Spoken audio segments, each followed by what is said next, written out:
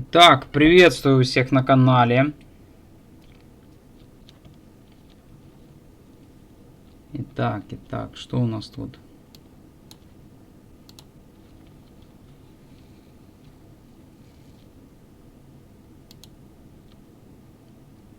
Микрофон. Итак, приветствую вас всех на стриме. В телеге можно провести, я думаю, стрим. Я думаю, что видно экран, все слышно. Да? Или нет?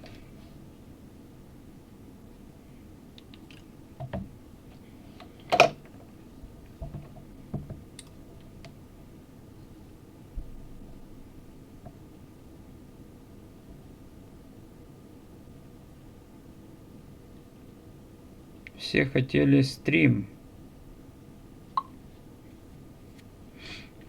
Нужно было сделать анонс намного раньше.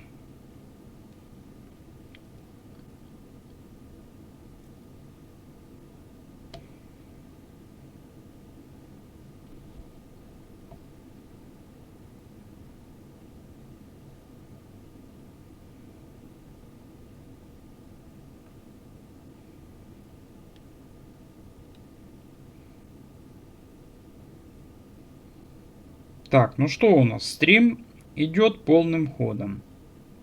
У нас уже тут 3 человека, видно, собралось.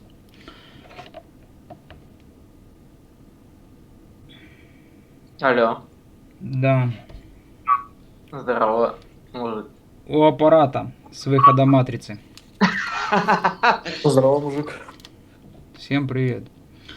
Так, Здорово, да. ребят. ну что, тут, в принципе, старички нашего чата просили стрим сделать. Не знаю, собрались ли они тут все или нет.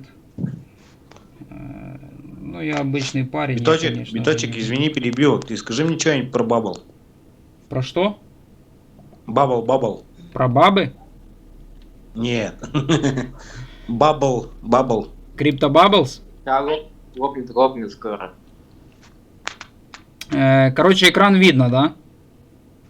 Да. Ты имеешь в виду про что именно? Бабл альткоин? Да. Давай посмотрим Бабл. Так, как он там у нас называется? Бэби здесь есть у нас, L-банк, бред, так, L, да, или Нет, это, сейчас, подожди, скажу, посмотрю. название, там, английскими буквами, буква Б, А.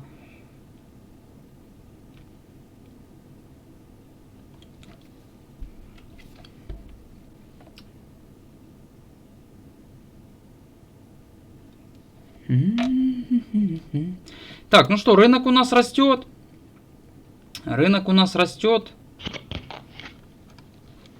Развернули они, конечно, на страхе.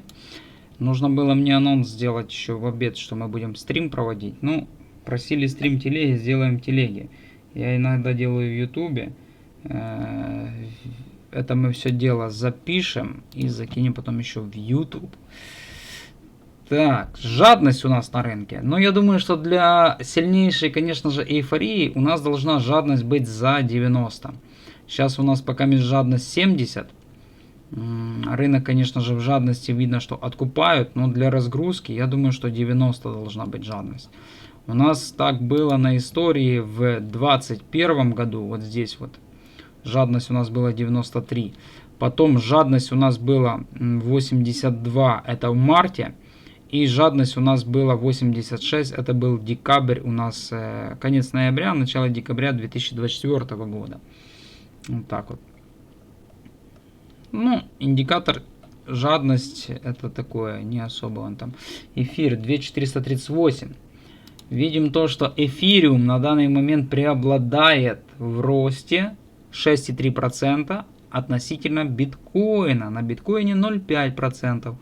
Что прямо пропорционально отражается на доминации битка. И мы видим то, что доминирование в росте биткоина уменьшается относительно всего крипторынка. Третий день падения доминации. Пробили мы сегодня вот этот вот блок поддержки. Ну, это блок поддержки. В нашем случае это блок сопротивления, потому как его нам нужно пробить. Наша цель здесь вот внизу. Если бы наша цель была бы здесь бы вверху, то этот блок бы у нас бы был бы не поддержкой, вернее не сопротивлением, а поддержкой. Нам нужно пробить этот блок сопротивления. Биток будет, доминация, вернее, будет сопротивляться. Здесь тоже будет сопротивление огромное. И огромное вот здесь вот. Тут просто мы длительный период времени стояли. Еще с 3 февраля по 26 марта. Я каждый день иногда вот так отключал доминацию на 30 минутки и за этим всем пристально следил. Биток. Да. Можно ворвусь? А что ты думаешь насчет ОМ? Так, Открой сейчас график просто. я короче, Открой наверное, график. ОМ. переключу наушники. Эхо будет, по всей видимости. А ну-ка, сейчас. Открой Да, график нормально слышу. ОМ. Я думаю, что по поводу ОМ там уже... Я понял. Открой график просто. ОМ. Я думаю, что по поводу ОМ у нас уже там звук стрима. Ну, Так, звук стрима нормально. Нет, график ОМ USDT. Так, сейчас, вот он, сейчас вот тут у меня, вот он. ОМ 0,50 центов, да? Мантру ты имеешь в Вот, виду? ну, свечи. Я думаю, что тут уже, в принципе, все у нас решено по поводу ОМ. Это exit pump. Ну, поменьше открой. Да, смотри, здесь какие объемы зашли. Просто огромные. Мгм. Может, они что-то тут будут вытворять, но я бы, например, в такую скамину не лез бы. Привет всем, привет. О, Дофа присоединился, нормально. Давайте проведем стрим. В телеге, короче, проведем. Я запустил запись. И потом закину в YouTube. Может, мы посидим час, два, три, не знаю. Я думаю, что думаю. Тут у нас глобально все стали в шорт. В ОМ. И Мгм. крупный игрок смотрит то, что сидят здесь шортисты. Что ему нужно сделать? Это exit Да. pump.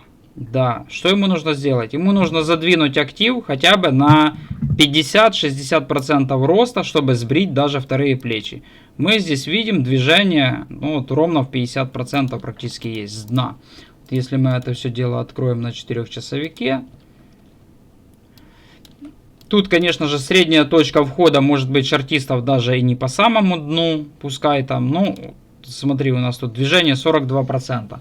До вторых плеч чуть-чуть ли они там не достали, если кто-то заходил по самому дну. Ну, может быть, снесли там пятые плечи, пускай там. А если кто-то заходил вообще всем депозитом, то там просто все снесли, по всей видимости. Я думаю, что это exit pump. И считаю, что в этот инструмент не стоит лезть, потому как ты просто-напросто потратишь свои нервы, деньги и просто-напросто потратишь то самое движение на криптовалюте, которое мы ожидаем. Ты сюда, ну, я не знаю, с какой целью его покупать, на спот здесь нет смысла. На фьючи, тем более, я думаю, что нет сюда смысла, потому как здесь будет бритва. Если брать на спот, да. Шорт. Но если шортить, ну это опасно. Видишь, на таких альткоинах могут, конечно же, они все это дело выбрить вообще легко. Вот 40% движения, это просто, ну, ему как два пальца об асфальт. Притом вот покупки видно были вот здесь вот, и они не дотянулись сюда. Также у нас были вот здесь вот покупки. То, кто здесь вот покупал, они сейчас на данный момент находятся еще в просадке. Выйти они не могут, разве что в легкий минус. Но я считаю, что сюда лучше не лезть, но это будет бритва. История Луна Классик, там тоже многие люди потеряли, некоторые заработали. FTT.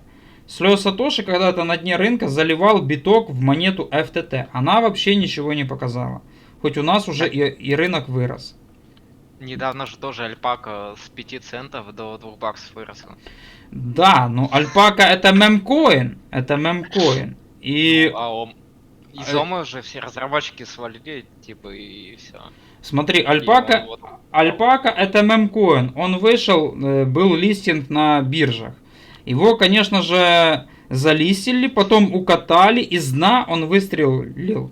А ОМ уже был надутый пузырь здесь. Если здесь посмотреть, то здесь уже на... Ну он тут и же уже. А вот сейчас он что, откуда палка? Зеленая. Ну, Вот это. идет бритва шортистов, фьючерсы бреют вот здесь. Вот смотри, основное движение, вот, альпака, это у нас вот это вот было движение, вот, листинг, укатка, и мы покупаем, усредняем и ожидаем вот это вот же движение. Вот, альпака показала это движение, все. А ОМ у нас уже, вот, это уже отработанный, можно сказать, материал. Он уже укатался, выстрелил, показал иксы, а теперь сбрил здесь людей. Как, допустим, монетка Трамп сбрила. И здесь иксы просто колоссальнейшие. Если мы посмотрим, то здесь с дна, даже Гриня, он у себя на канале делал видео, смотри, 40 тысяч % роста. Зачем сюда заходить? Он уже показал все, что он хотел показать. 40 тысяч % роста. Ты просто потратишь время на вот этот инструмент, который в дальнейшем только тебе сделает бритву на твоем портфеле. Я считаю, что лучше сюда не лезть уже. Вот, что лучше присмотреться к какому-то другому, там, ну не знаю, ну Суи кто-то покупает, говорит, что это фундаментальный инструмент. Там больших иксов ты не возьмешь. А может она пульнет, как Solana. Ты знаешь, как Пепе для эфира, Цетус также для Суи. Ну, то есть Пепе на эфире же Да, сделан, да. а Цетус сделан на Суи. И Да. Цетус больше иксов дает, чем Суи. Лучше Цетус шорт. Но если ты хочешь шортить Цетус. В принципе, Я шорт. в принципе, смотри, шорты зачастую набирают трейдеры где? Они набирают вот здесь вот поверху. Вот они смотрят, ага, инструмент вырос. Понятно, что он не будет расти до бесконечности. И он зашел в шорт. Оп, инструмент дал еще чуть выше рост. Усредняю шорт. Еще усреднил шорт. И вот шорт отработал. Все, здесь он уже закрывает шорт. Но здесь на низу брать шорт, ну я не знаю, это просто как-то нелогически. Я бы так... График Цетус. Я бы, например, такое бы не делал Там бы. 22. Ну, Цетус. Ну, Цетус... Вот он... Ну, не, график. Сейчас. Цетус, например, с текущих шортить еще рановато. Нам нужно... Это ж ХАИ, это из февраля еще ХАИ. 22 это в феврале было. Это... За год график. Да, это еще не ХАИ. У нас Цетус нужно было шортить, когда у нас выходит он на биржу Binance. Цетус, он Вот. привязан к Суи. Я знаю.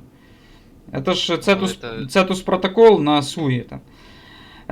Цетус нужно было вот здесь вот шортить. Вот когда он выходил на Binance. Binance и Coinbase это у нас самые две топовые биржи уже по, можно сказать, по засаживанию конкретному. Если что-то листится, если что-то листится на Binance, то уже это уже пик. И здесь нужно искать точку входа в шорт. И Ну, вот не у нас... всегда, но открой аниме. Аниме вот ни разу не так было. но Аниме вниз пошло. разные монеты, конечно же, по-разному показывают. Вот тебе Цетус, листинг на Binance, нужно было вот шортить. Сейчас у нас здесь Ну, шорт открой- закрывают уже они. Так вот, сейчас надо шорт открывать, мне кажется. Ну, открывай. Я, например, на фьючи не лезу. Я сказал сразу, только спот. Зачем Нет. лезть на фьючи? Нет, ну, да, разные стратегии, понимаю. А чё б тебе, допустим, не лонгануть эфириум? Сейчас эфириум показывает тренд, и за эфириумом пойдут все альткоины, такие как и Цетус. На хаях лонговать эфиром, спасибо, нет. Не, ну чё, смотри. Смотри, открываем график эфир относительно битка. Ну где же тут хаи? Тут нету хаев. Тут видно, Нет, что... ну, слушай, я смотрел все эти видосы, я видел все эти лонги закрываются. Нет, я не буду лонгать эфиром, я шарчу его. Лонги закроются только тогда, когда они, там, вот, допустим, если взять график биткоина по лонгам, вот, график биткоина по лонгам, вот здесь уже лонги по биткоину уже начинают прикрывать. Вот, уже здесь идет прикрытие. У нас были набранные лонги до 12 апреля, рынок двинулся вверх, и вот отрабатывают лонги. На 10% уже лонги отработаны. Вот у нас до начала движения. Нам еще падать на 26%. А это примерно еще чуть более чем 50% здесь получается. 18%. Из всего этого 10 движения. мая. 10 мая, 20 дней до лета. Она будет расти точно, по-моему, нет. Ну, это ты себе так думаешь. Я думаю так, в принципе. Но мое мнение, да. Биток еще будет расти. Здесь запас хода есть. Если посмотреть по писайклу, Зеленая у нас линия 157 тысяч долларов сейчас показывает. Зеленая скользяшка. Сейчас на рынке эйфории происходит. Все растет, закупаемся, будет 200 тысяч. Вот это ж не так работает. Биток не будет 200 тысяч долларов. Это уже очень сильно завышенные цели. Можно Это я нет. мнение скажу? Или Да. нет? Да. Всех Этот, приветствую. Да. Я по поводу, ну, мы стрим проводили вместе, да, с Битком на всю котлету. По поводу, обсуждали мы там и эфириум, обсуждали и так далее. Вот. Ну, по поводу эйфории, я как бы так не говорю, что прям эйфория. Может, локальная какая-то, да. Ну, там даже я вот банально, ну, халявный лонг взял по CFX, там, с 5 ключом просто открыл, залетел. Я там ничего, ни анализ не проводил, ничего. Просто плюс 2 косаря ну, на ровном месте. Вот. Тут я согласен, что локально есть эйфория. Но если так глобально на рынок весь посмотреть, то доминация не падала больше 13-10%. Вот. Поэтому биток точно не на хаю, не на хаях. Вот. Не на хаю, не на хаях. А вот эйфория будет тогда, когда доминация начнет по 15%, вот снижение хотя бы покажет уже, или 20% покажет от своих хаев. Вот. А 3% это вообще просто начало роста. Как бы. У нас сейчас вопрос, мое мнение, стоит вопрос о том, что начался ли разворот глобальный, да, на длительную тенденцию, это несколько месяцев, либо это просто какая-то локальная памп, типа локальная история, и потом это все снова как пшик сдуется. Как вот здесь вот примерно. Да, я ставлю все-таки на то, что это начало уже глобально, фундаментально, начинает рынок разворачиваться на альтсезон, что у нас пойдет хороший тренд, он на 1 месяц остановится, это будет либо июнь, либо июль. И август, сентябрь, октябрь, это будет 3 месяца именно альтсезона. Вот. Скорее всего так. Это, как бы просто мнение. Это я не говорю, что я там 100% прав, но вот я 10%, которые у меня были свободные, я их полгода держал. Вот, я 5% потратил в четверг потратил и закупился там Algo, ICP, CFX и еще какой-то. И Atom. Я первый раз купил Atom в своей жизни. Вот. Ну, вот такое мнение. Ну, сейчас 10 мая, дальше летом что люди делают? Едут в отпуска. И, конечно, выходить будет. Какой памп? Не Вот в знаю. этом-то и прикол, что не будет влияния, не будет ликвидности крупной, будет. которая будет мешать как бы росту. И если в стакане не будет лимиток, то там объемы порядка 500 тысяч просто долларов уже могут вызывать рост там на 10-15% на изолированном каком-то одном взятом альткоине. Вот. Смотри, открой биток, извини, забыл, как тебя зовут. Открой Открываем. Воксель. Воксель? Воксель. W или просто галочка? VOXEL. Воксель. Вот это вот? Нет. Да. Да. Вот видишь, в боковике это скамкоин, это игровой скамкоин. Вот все растет, он не растет, он просто в боковике.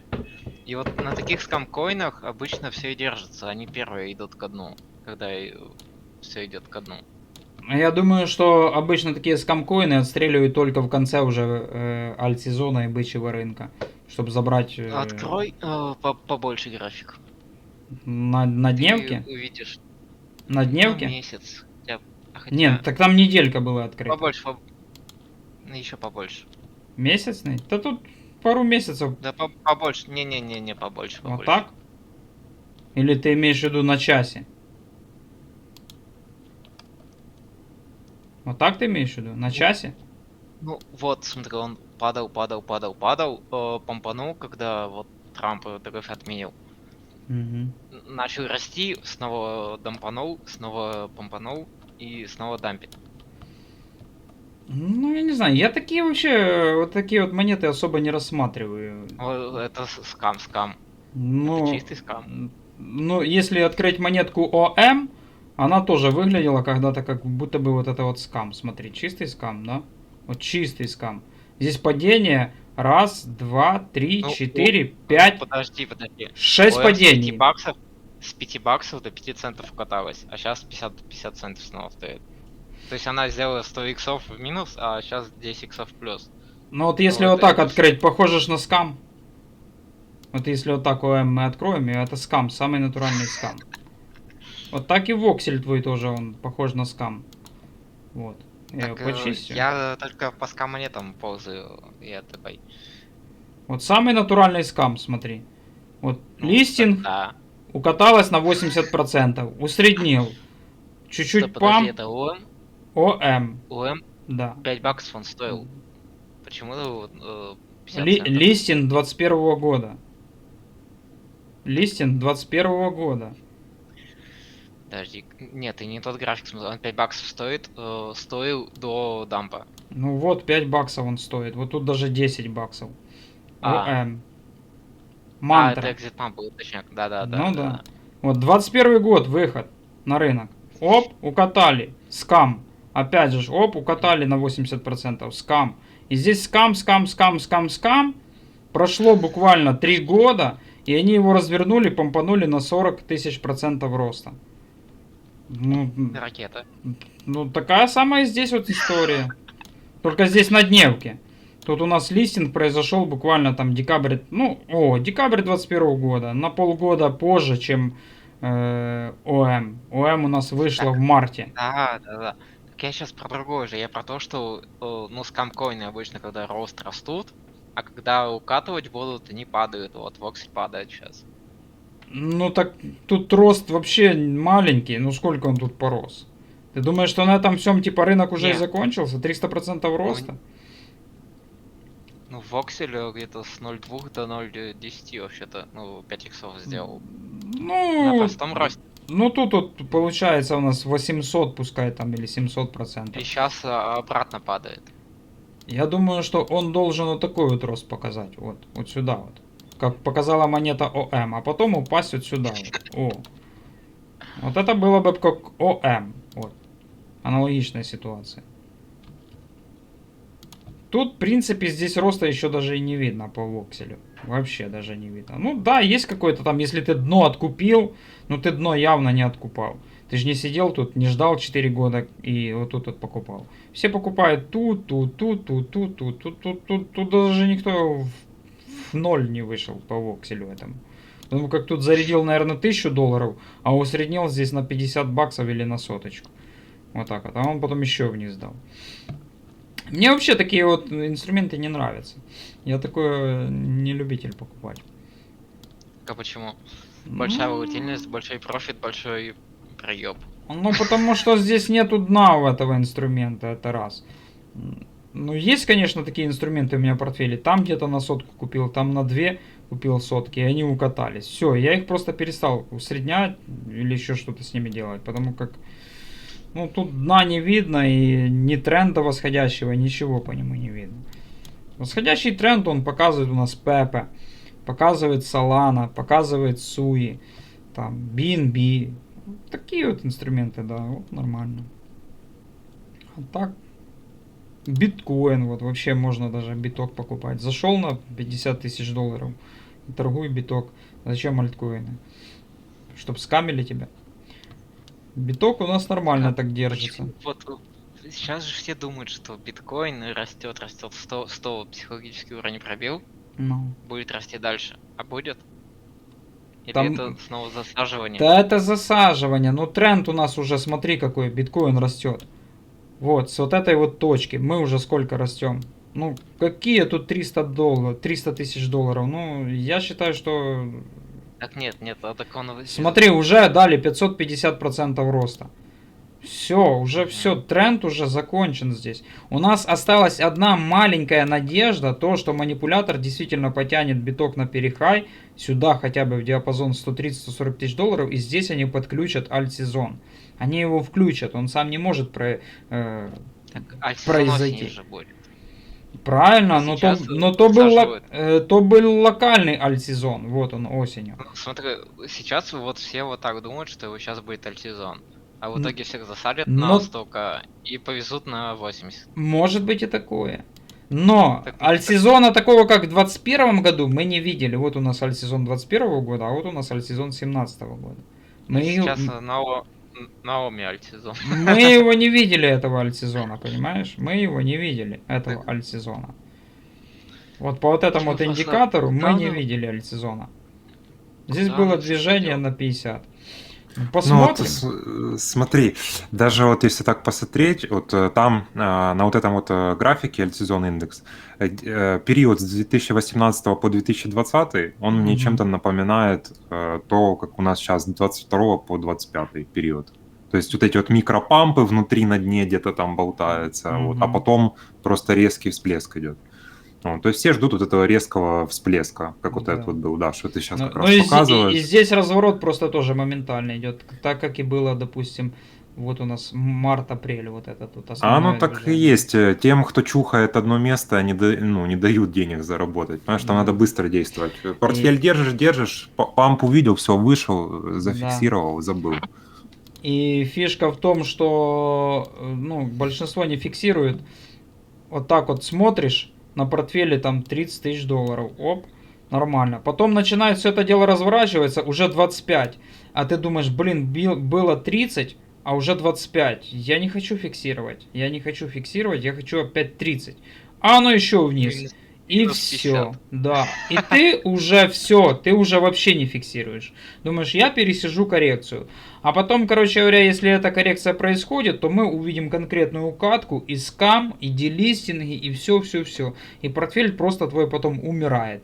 И приходится потом доливать бабло, усреднять или еще что-то. Это если смотреть с точки зрения инвестиций. Придется потом доливать. Или ты выйдешь в дальнейшем в ноль.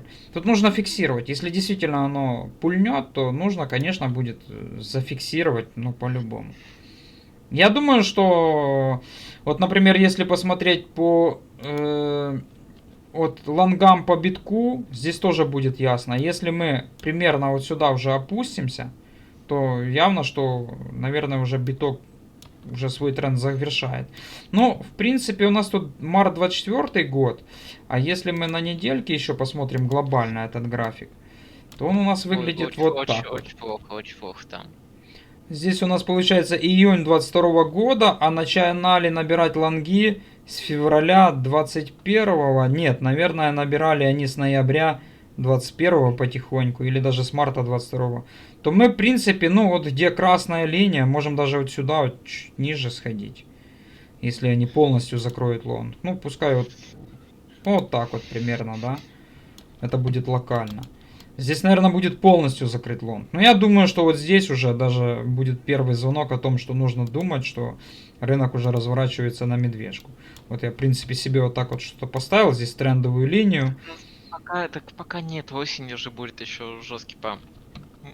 Ну, посмотрим. А Я может, не думаю, а может ну, этот смотри. памп будет до июля месяца. А дальше будет только Да какой засаживание. Июль это лето. Кто летом? Летом вообще никто не ждет. Ну, тогда может быть. Но это ты не ждешь. А манипулятор Ну, не...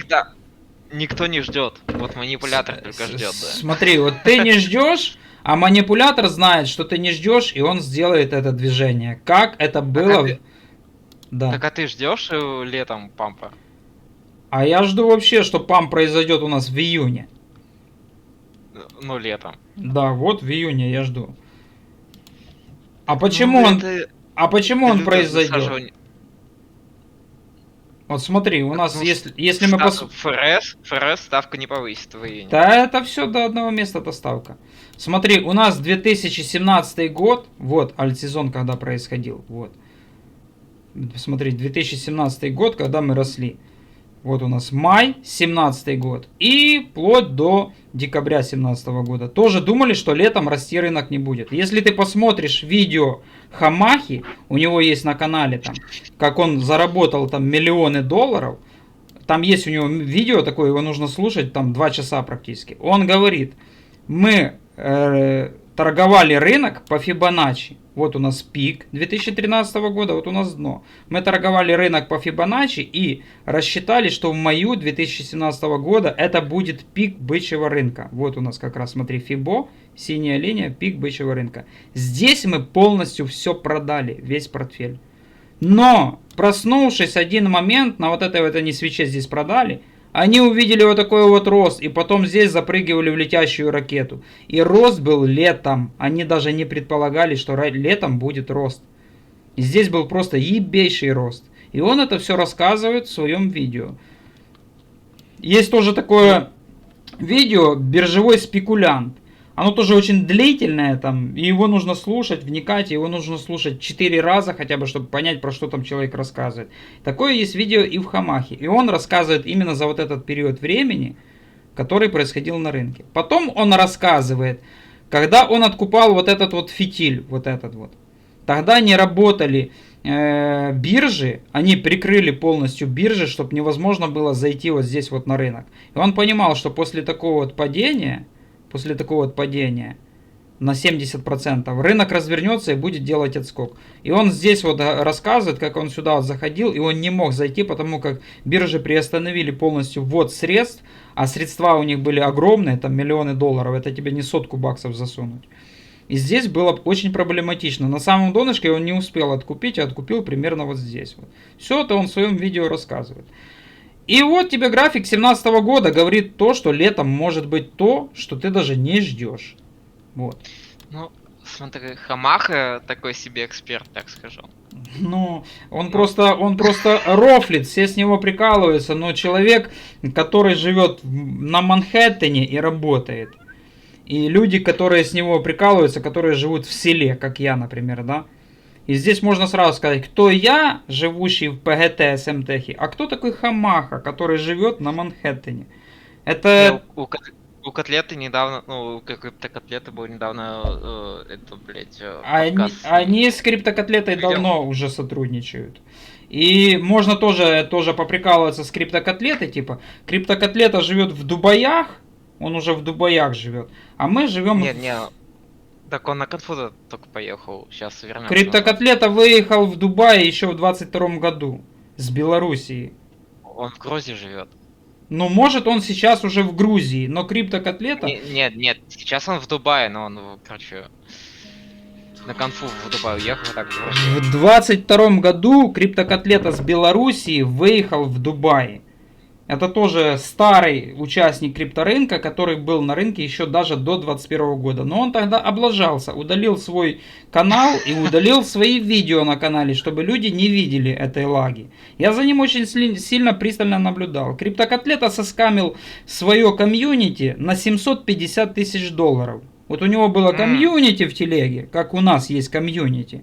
Вот говорят, Дофа типа хочет соскамить кого-то там на монетке, да? Так он просто выпустил проект и говорит, ребята, покупайте, поддержите, похолдите. Вы же покупаете какой-то там скам, там ОМ и Коли, а почему не купить Дофину монету? Ой, извини, как тебя зовут? Меня Николай зовут. Николай, а смотри, а Криптокотлета подключил копитрейдинг, взял в обеспечение своего комьюнити $1 миллион и просто слил их на шарте в 2022 году на дне рынка, когда биток стоил в диапазоне $15 тысяч. Вот здесь. Николай. Вот. Да. Вот здесь вот. Так, Николай, так смотри, я тоже есть на Binance топовый копитрейдер, ну, копимейкер. 6 миллионов управлений было. У него было 150 тысяч. Он тоже, короче, 6 тысяч осталось там, и все. У кого? Хуанг Тай. Ну, Хуан Тай, Криптокотлета тебе, и в принципе... Ну, он тоже зашортился на 84 не взлетело. Ну, пускай шортят. Вот ты, в принципе, если ты смотришь там каких-то блогеров, то ты смотри не вырванные какие-то видео, а полную историю возьми его канала, включи вот так вот видео и целую неделю просмотри историю, подпишись на его телегу и полностью изучи. Ты будешь понимать потом, что там человек из себя представляет. Так же самое и Хамаха. Сейчас, конечно, он рофлит, понимаешь? Он человек-миллионер, ему делать нефиг. Ну, на интервью он так и говорил, да, типа наоборот все говорит. Ну, Ну, он рофлит, да. человек-миллионер, что ему делать? Он сидит, прикалывается, как ты сейчас сидишь и прикалываешься, и все. Просто на публику. Он свои миллионы заработал еще очень давно, в 2017 году, вот здесь вот. Да, сейчас он может себе позволить зайти там в шорт на 50 тысяч долларов. Это то же самое, что ты зайдешь в шорт на 100 баксов. Он может себе это позволить. У него деньги есть, он просто себе может рофлить и все. Он умный человек. Если бы он был бы дурак, он бы не сидел бы на Манхэттене. Вот что. И такие люди просто, они тебе все подробности не будут рассказывать, что там творится. За Котлету я тебе подробно рассказал. Я за ним очень сильно пристально следил, и что он там сделал, начудил. Сейчас, конечно же, он... Я был 2 дня назад на стриме у Котлеты. Котлета говорит, ой, ФРС, очень плохие новости, закрываю свой лонг на 700 тысяч. Вот, а сейчас пишет в телеге посты 104к, биткоин, лонг. Ну, у нее там 500 тысяч где-то осталось. Ну, что-то Котлета как-то так перебывается очень часто. Он, в принципе, может себе это позволить, потому как у него есть заработок, рефералы туда-сюда. И он может себе лудоманить за счет рефералов, и все. Ему, в принципе, знаешь, да. бабки в Дубаях сидеть, это тебе не с 10 тысяч. Да хватит, да не Дубай, да, ну слушай, он не в Дубае, а он на конфу приехал просто. Да Конфа же была. Да он выехал в Дубай, я же тебе говорю, в 22-м году. С Белоруссии уехал. Слушай, ну, если ты посмотришь внимательно его канал, у него будет реклама грузинских сайтов на его скриншотах. Да я не наблюдаю. Грузии. Я сейчас за ним не слежу, он мне не интересный. Моя задача досидеть до пика бычьего рынка, зафиксировать прибыль и уйти. По поводу ставки ФРС. Смотри, вот график, ставка ФРС. Многие тоже привязываются к этой ставке ФРС. Ее сейчас не подняли в июне, не поднимут в июле тоже. Смотри, 17 год, 15 по 17 по 19 год рынок рос на поднятии ставки ФРС. Подожди секунду. Когда ставка повышается, рынок очень жестко дампится, процентов на 20. Да. Это всегда так было. Да, а ну-ка объясни мне вот это вот, почему мы вот здесь поднимали ставку, смотри, с 2016 года Снижается. по 19. Здесь поднятие ставки идет. Вот каждая точечка это поднятие. Корона была. Корона была в Корона. 2020 году. Вот, 20 там год. 2008 был. Какой-то год вообще. Вот, Ну, 2016. по-моему, был без негатива. Смотри, 2016 год. Поднимают ставку. Биткоин показывает сильнейший рост. Такого роста никогда рынок не видел. Вот, смотри. Смотри, биткоин зависит от фонды. Чуть-чуть. Но не только от нее. Ну, в принципе, это все заблуждение. Биткоин никому ничего не должен. Если манипулятор решил, что будет расти, он будет расти. Ну, зависит, но не только. Ну, от остального сейчас, да, когда в рынок пришли уже институционалы после 2017 года, когда здесь открыли фьючерсную торговлю, институционалы зашли в 2020-2021 году в рынок, то сейчас уже биток уже подстраивается под такие вот рынки, как золото, фондовый рынок. Но я тебе говорю, что по поводу ставки, что вот у нас был рост сильнейший с 2015 по 2017 год. В этот момент ставка у нас повышалась. Не факт, что здесь у нас будет понижение ставки и должен биток продолжать расти. Может быть, вообще даже не будет понижения ставки. Почему у нас произошел рост битка на 104 тысячи долларов, а ставка осталась на месте? Это все заблуждение. Это все заблуждение. Это все заблуждение. Не нужно привязывать даже, допустим, ту же самую ставку до роста рынка биткоина. Да, конечно же, здесь локально могут быть какие-то движения. Но глобально особо, я считаю, что оно не влияет. То, что там включат печатный станок, там еще что-то, там люди понесут деньги. Да куда они понесут деньги? В 2020 году мне тоже перепали деньги с печатного станка. Раздавали штаты фопомцам, предпринимателям компенсации. Мне тоже пришла компенсация, но я же ее не понес в рынок. Я понес ее в магазин, купил продукты.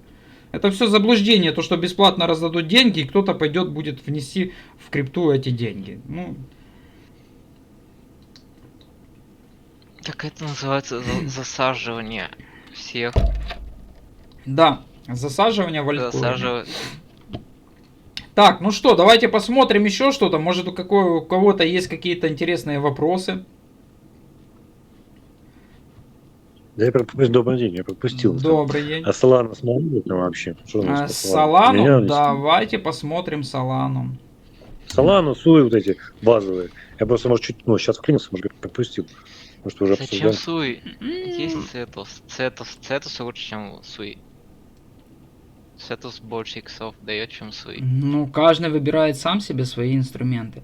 Солана, в принципе, у нас вот Соланка. Можно посмотреть график относительно биткоина. Посмотреть, что у нас тут творится. В принципе, был сигнал на покупку. Вот он. Ну, индикаторы, они всегда могут отрабатывать постфактум. Это у нас на недельке. Долгосрочный тренд. Зеленый открывается здесь вот. И что у нас относительно битка, посмотрим.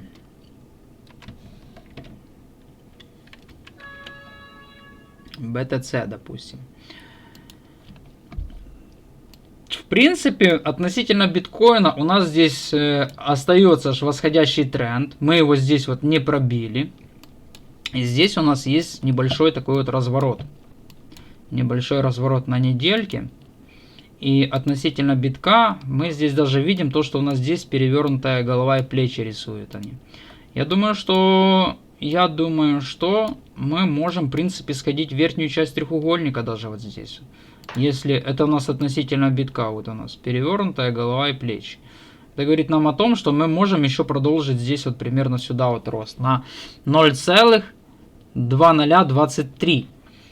Что касательно по росту, тут у нас будет 44% роста.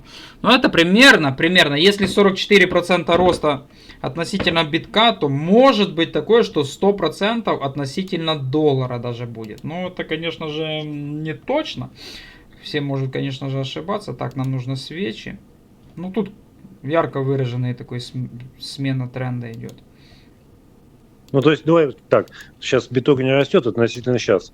Вот если он не будет расти, это плюс 40%? Да, получается. Плюс, ну, даже если биток там чуть-чуть и будет расти там на 110, у нас получается 40%. Мы здесь можем увидеть, ну, наверное, Солану по 370 может. Вот так вот. А если биток будет расти 120-130, соответственно, Solana еще больше будет расти по отношению. Ну, понятно. Конечно. Да, ага. Я думаю, что мы можем, конечно, зайти в диапазон $300. Вот. Но если даже мы сюда зайдем, я, наверное, часть Solana скину. Я ее часть скину. Тут у нас запас хода еще остался небольшой. Если вот мы посмотрим, тут 100% получается. Наверное, нужно будет тут часть скинуть еще. Ну, я и так уже был частично пофиксировал Солану. Я ее фиксировал еще тут вот примерно. Вот здесь уже я не фиксировал. Так я и держу Солану. Та, которая у меня осталась. Потому как я частично вот здесь вот фиксировал. Я в BNB переливал. И переливал потом в этот... Как же он там? В эфир. В эфир я не переливал. Я перелил был в ВЛД и оптимизм. На оптимизме я получил 2 икса. И на ВЛД 2 икса. Это же второй слой, он же вообще весь скам после обновления. L2 решение это. На эфире. Ну, Но так, многие обновление... Многие блогеры-инфлюенсеры, например, держат L2 решение, а не держат, например, эфириум. Они верят в то, что L2 решение вырастет намного больше, чем эфириум. Арбитрум, оптимизм нет, так даже на скам все. Может быть и скам, а может и нет. Мы этого еще не знаем. Вот когда придем к эйфории, тогда уже увидим. Так уже эфига. Я думаю, что еще нет. Дай посмотрим, что скам, а что не скам. Да, тогда посмотрим. Суи, давайте посмотрим. Но я думаю, я вообще Суи был часть зафиксировал. Я вот не помню, может быть писал, может не писал. Я был часть Суи зафиксировал по $4,5. Это было примерно вот здесь вот. Вот здесь вот. И залил их... И залил их в эфириум. Ну, правда, эфириум сейчас укатался просто капец. Но Суи у меня еще есть такая знатная у меня позиция еще осталась. Мне одно только не нравится на Суи, то что мы здесь сделали вот такую вот палку. Вот просто здесь с таким сильнейшим имбалансом, разрывом мы полетели вверх без проторговок. Ну мало ли, мало ли. Здесь у нас тоже аналогичная была ситуация.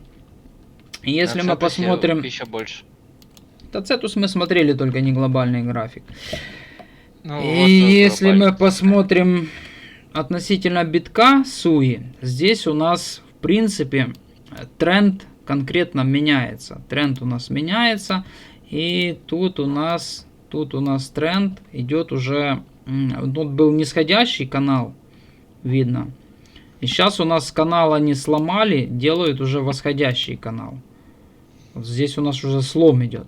И Суи относительно биткоина тоже набирает уже силу потихоньку. Потому как у нас уже получается повышающиеся максимумы и повышающиеся минимумы. Вот так вот. Мы можем, в принципе, этот канал построить, ну, примерно вот так. И тут видно то, что Суи относительно биткоина набирает потихоньку силу. Я вообще в Суи верю. Я думаю, что она может выстрелить, как и Solana, например, в прошлом цикле она выстрелила. Вот. Мы даже пришли к середине канала и развернулись. Посмотрим, что тут будет. Вообще-то я думал, что мы вырастем примерно сюда, и с текущих у нас начнется коррекция. Ну, дали выше и устроили коррекцию. Ну и дальше вот так вот по каналу будем идти. Вот. Тут у нас получается, если мы пойдем на перехай, движение на 62%. Движение на 62%. А если мы посмотрим август 2024 года, тут у нас сколько было? 475. Сейчас у нас, в принципе, альткоины практически растут относительно доллара, так же само, как и растут относительно битка, по тем самым процентам. 475%. Ну, посмотрим, сколько здесь было движение. Здесь у нас было 1000%. В 2 раза преуспел Суи относительно доллара. То, в принципе, верхняя часть канала, если логически подумать, мы пойдем вот сюда. Тут у нас движение на 60%, то примерно с текущих Суи может дать 2 икса. Здесь у нас Суи может примерно с текущих дать легко 2 икса. Это у нас будет 8-7 долларов. И тут уже желательно, конечно же, скинуть часть позиции. Потому как, по всей видимости, может быть такое, что мы можем с текущих тут откорректироваться. Мало ли, может. А если даже не откорректируемся, начнем дальше тут расти, то нужно фиксировать частично. Часть скинуть по 7, по 8, часть оставить на 10, часть, допустим, на 20. Ну и частично посмотреть, уже смотреть на сам рынок, как будет развиваться эйфория. Мало ли, может, Суи уйдет на 100 долларов. Но это маловероятно. Но все может быть. Если посмотреть на саму Солану, то да, тут у нас движение было знатное. Тоже все, я помню 2020 год, когда говорили, что все, Solana 20 долларов это уже пик. Вот тут уже у нас пик, здесь у нас 30 иксов Solana поставила, все, здесь пик. Солану покупать нельзя. Слез тоже говорил, покупать нельзя. И я зашел в рынок в июне 2021 года и присматривался к Солане. И она вот тут как дала, буквально вот в августе, в июле, здесь как дала, я просто-напросто сам был в шоке. Думаю, да ну куда там ту Солану покупать. Оно потом как дала. Просто, ну, оно так растет, что ты даже сам просто офигеваешь, как оно так получается. Тут вроде бы рост был небольшой, 500%, но с дна, если у тебя хорошая точка входа, ты с медвежки просидел, то тут у тебя были бы 25 иксов. А если ты не всю позицию зафиксировал, а еще хотя бы чуть-чуть оставил, то твоя частичная позиция с 25 иксов автоматически увеличивается на 100 иксов, потому как здесь 10 тысяч процентов. Вот. Если ты, допустим, здесь зашел на 1000 долларов, тут продал, ну, 25 иксов, у тебя 25 тысяч долларов, ты на 15 баксов продаешь, оставляешь еще 15 тысяч долларов, ну, 10 тысяч долларов оставляешь, 15 ты продал, а 10 у тебя остались, твои 10 автоматически еще превращаются в 40 тысяч долларов. И ты красавчик. Да, конечно же, может она укатиться с текущих вниз, но 10 иксов ты тоже забрал, 15, вернее, здесь 20 иксов, 15 баксов ты уже забрал. Так что тебе уже тут расстраиваться не нужно. Ну, зафиксируешь там остаток, там пускай с какой-то просадкой. В принципе, вот так частично нужно фиксировать. Solana из SUI неплохо выглядит относительно биткоина. Что там не скажешь по поводу других проектов, такие как там, допустим, Atom Cosmos или Polkadot. Ну, Atom Cosmos его нужно стейкать для дропов. Polkadot, я думаю, что там просто мертвая система. Уже особо ничего мы не увидели, новостей, ничего там такого интересного нету по Polkadot. И все, она просто стоит и ничего не происходит. Ну, тут движение на $1 приподняли они. Если сравнять Polkadot на недельке, да. Мы вроде бы относительно бакса стоим. Вот здесь вот может такое быть даже, что и продолжение распределения. А относительно битка, ну, вообще сильная слабость. Очень сильная слабость. Вот относительно битка, ну это просто ни о чем. Тут просто exit pump происходит сейчас на данный момент. Тут даже разворотом не пахнет. Если посмотреть на SUI относительно битка, то где наш график SUI относительно? Вот. То у нас тут видно, что вот был такой себе присутствовал нисходящий канал. Вверх. Вершинка. Да что ж такое? Не хочет. И здесь вот. И мы вот сюда подошли. Тоже третий раз подошли. И вот у нас был такой нисходящий канал. То тут у нас уже произошло пробитие, и мы уже тренд меняем. Может быть такое, что да, у нас здесь будет сила дальше, и мы еще сюда пойдем, где-то вот сюда, сюда, сюда. В принципе, вот так вот. SUI неплохо выглядит. Я буду держать, у меня позиция есть. Правда, я смотрю, что коррекция начинается. И думаю, ну продам SUI по 4,5 бакса, зайду в эфир. Эфир сильно падать не будет. Но мы увидели обратное. Эфир просто схлопнулся в 2 раза. Правда, SUI бы упала бы. Вот что, ну, буду сидеть чуть-чуть большей позиции в эфире, чем в SUI. Но если посмотреть на эфир, тут интересный момент. Мы тоже с Дофой рассматривали на стриме. То у нас эфир сейчас на данный момент отрисовывает вот тут вот движение, похожее на дно 2018-2020 года. Здесь тоже у нас мы можем посмотреть эфир такой, да, скамовозка там, 235% роста. Ну, это просто ни о чем. Эфир тяжелый, сильный, короче говоря, актив. Он уже пережил, допустим, бычку там 2018 года. Первый альткоин, там, он тяжелый, все, ну 300%, все, эфир типа дальше не растет. Ну, скамовозка, да. И тут он просто в моменте падает на 70%. Вот, у нас падение 67, 68, там. Ну, скамовозка, да. Опять же, эфир начинает подниматься, растет на 152%. Ну, тяжелый актив, все, это уже, отстрелял инструмент, уже все, это уже... Материал уже все, ну все, он уже просто идет на списание. И дальше опять падение на 69%. Ну это просто трэш. Он просто вымотал всех подряд. И опять же у нас рост на 229%. И мы здесь стоим длительный период времени.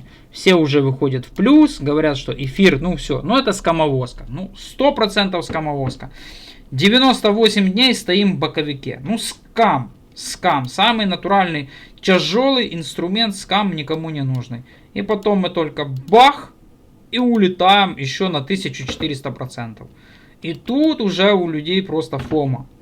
Просто, по всей видимости, фома здесь уже по эфириуму. И я как раз здесь был вот летом, все тогда поймали фома это и говорили, что эфир улетает на 10 тысяч долларов. Но 10 тысяч долларов по эфиру не было, я его тогда даже не рассматривал и не покупал. Аналогичная ситуация похожа у нас вот здесь. Вот. Если мы посмотрим, то здесь, ну, вроде бы как огромная такая вот зона накопления по эфиру. Да, у нас здесь тоже вот такие вот вершины. Тоже мы здесь видим похожую ситуацию. Растем на 200, на 150%, пускай там, если зна, то на 200 здесь. И тоже мы видим вот эту вот коррекцию. Принятие спотового эфириума ETF летом, глубокая коррекция, все плюются, в том числе у нас в чате говорят, эфир скам, скамовозка, блин, самое натуральное. Потом эфир начинает расти, ну все, эфир у нас батя всех альткоинов, он всем нужен, и опять мы видим коррекцию. Вот. Опять же мы видим огромную коррекцию на 62%. Ну все, эфир скам. Но это буквально не нужно далеко брать. Весной все говорили, что эфир скам. Относительно битка он падает. Просто улетает он здесь, ну, скамовозка самая натуральная. Мало ли мы сейчас вот по эфириуму, зараз вернемся, вот сейчас мы вернемся опять в диапазон 3800. Здесь мы, по всей видимости, может быть такое, что простоим. Опять же, наверное, вот такой вот вариант событий. Может мы простоим здесь какой-то месяц, может быть полтора. И потом эфириум уходит на $7000. И здесь уже будет фома. Здесь все будут говорить, что эфириум незабываемый, он нужен. У нас там стейкинг, у нас там обновление, спектрум, спектра. Что только они здесь будут не лепить. И если... Тут интересный вот вариант. Я сегодня так думал. С Саней тот шоу с Киева. Мы, конечно же, сможем выйти. Кто-то выйдет в ноль, кто-то выйдет в небольшой плюс, если эфириум вот сюда вот придет. Может быть такое, что манипулятор нам покажет такие вот 4 вершины. Мы сюда выходим в небольшой плюс по портфелю. И просто-напросто покидаем рынок. Манипулятор дотянул сюда, и дальше он разворачивает эфириум вниз опять на коррекцию. Но мы это увидим на графике лонгов эфириума относительно битка. Вот этот вот график мы увидим. Если как только тут прикроют лонги полностью на 85%, вот, и у нас эфириум в этот момент достигает $4000, и у нас вот прикрывают полностью здесь лонги, как это было, допустим, в декабре 2024 года. Вот если они здесь прикрывают лонги, и в этот момент эфир стоит $4000, то нужно покидать рынок. Просто-напросто манипулятор сделал в этом цикле 4 вершины. Все. Большинство выйдет в плюс, большинство выйдет в какой-то ноль на рынке. Это может так быть. Второй вариант, это в том случае, если мы здесь постоим и пробьем, эфириум уйдет на 7, на 8, может быть на $9000 сюда вот. Тут они подключат эйфорию. То в этот момент у нас не будут прикрыты полностью лонги, где-то может закроют, ну где вот эта вот будет зеленая палочка. Аналогичная ситуация, как было, допустим, в 2020-2021 году. Вот у нас тоже частично прикрывали, потом восстанавливали, здесь была волатильность. Тоже у нас январь 20, ну это уже было завершение, конечно, бэчки, но я имею в виду вот этот вот период. У нас здесь волатильность. Прикрыли, восстановили, прикрыли, восстановили. И в этот момент эфириум рос. Эфириум у нас здесь рос. Вот этот вот момент. Тоже они здесь прикрыли, восстановили, эфириум начинает дальше расти. И у нас здесь аналогичная ситуация может быть. Если у нас эти лонги полностью не будут закрыты, а хотя бы мы опустимся вот сюда и начнем опять здесь восстанавливаться, показывать какую-то волатильность, то вероятность продолжения роста по эфириуму, я думаю, что будет диапазон $8000.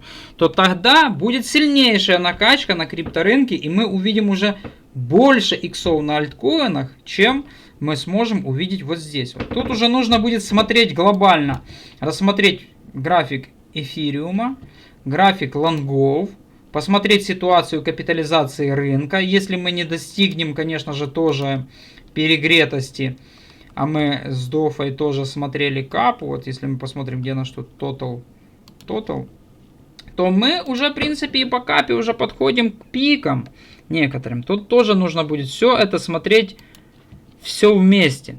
Вот. Тут, в принципе, до пика у нас осталось немного. Вот синяя, первый уровень 617, у нас тут осталось буквально чуть-чуть. Вот. То, в принципе, вот эти вот все графики нужно будет все вместе сопоставить и посмотреть в тот момент, когда эфириум у нас достигнет хотя бы $4000. Будет ли у нас еще запас хода по эфириуму или нет, это уже нужно будет тогда покумекать. Но это будет совсем другая история. Пока что за это еще рано говорить. Нам нужно преодолеть вот блок сопротивления 2600. Вот этот вот. Вот тут у нас фитиль, была проторговка.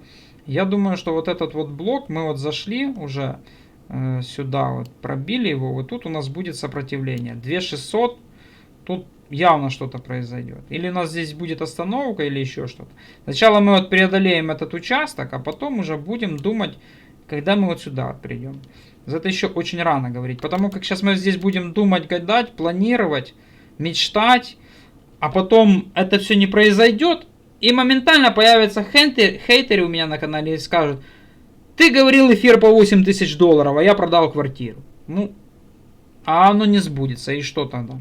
Вот, в принципе. Есть тоже один такой человек, история его, он говорил, вот здесь вот он эфир покупать не будет, потому как это скам. Он будет покупать эфир в диапазоне $4000, потому как он восстановится, это будет фундаментал. Только цель его покупки я не знаю. Притом он хотел покупать на $20 000. Вот. Сумма не маленькая. Ну, не знаю. Так, Биток, пока да. ты здесь график держишь, скажи, пожалуйста, какая сейчас граница вот этого сопротивления? Нижняя и верхняя 2600, а верхняя сколько? Ну смотри, у нас тут получается есть покупки вот определенные. Мы в принципе уже здесь пробили вот это все. Это у нас глобально, начиная с 2021 года, если мы посмотрим по объемам. Мы вот у нас в принципе прошли как нож в масло вот этот вот участок. А тут у нас вот начинает уже даже сейчас 2500 и 2600. Я думаю, что здесь тоже у нас будут сильнейшие. Ну, тут были покупки, и многие, усредняя, захотят выйти в ноль. Ну, большинство на рынке выходит зачастую в ноль. Вот тут у нас уже вот Да я понял, сколько? 2600, а выше сколько получается? где-то 2900. А если посмотреть по вот этим синим объемам, то здесь полный конец 300. Биток, а можно я на секундочку тоже этот включу экран, покажу на месяц Да, этот да, эфир? да. Так, а как нам тут экраны? А сейчас я кажется? попробую. Вот смотри. Транслирует экран. Этим действием вы закрепите для всех. Ну, давайте попробуем. А ну, видно мой? Да, видно. Сейчас. Я тут видео монтировал как раз. Так, мне видно, я не знаю, как остальным участникам, пускай... Так, я пока поделюсь... Да, нам видно. поделюсь...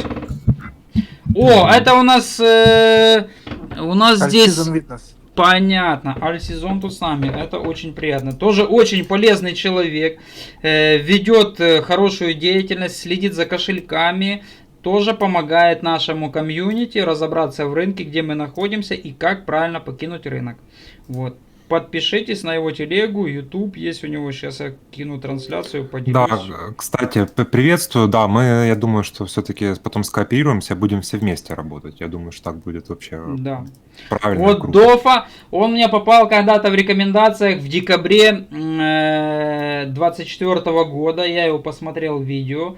Мне зашло его видео. Я потом написал ему комментарий в чат и удалил этот комментарий. Он потом говорит: Биток на всю котлету, я вас знаю, я вас видел на ютубе. Вы удалили комментарий. Очень жалко. Хотелось бы услышать ваше мнение, что вы там написали. Я жду ваш коммент. Я потом не написал, потом уже на следующую трансляцию я уже ему обратно написал.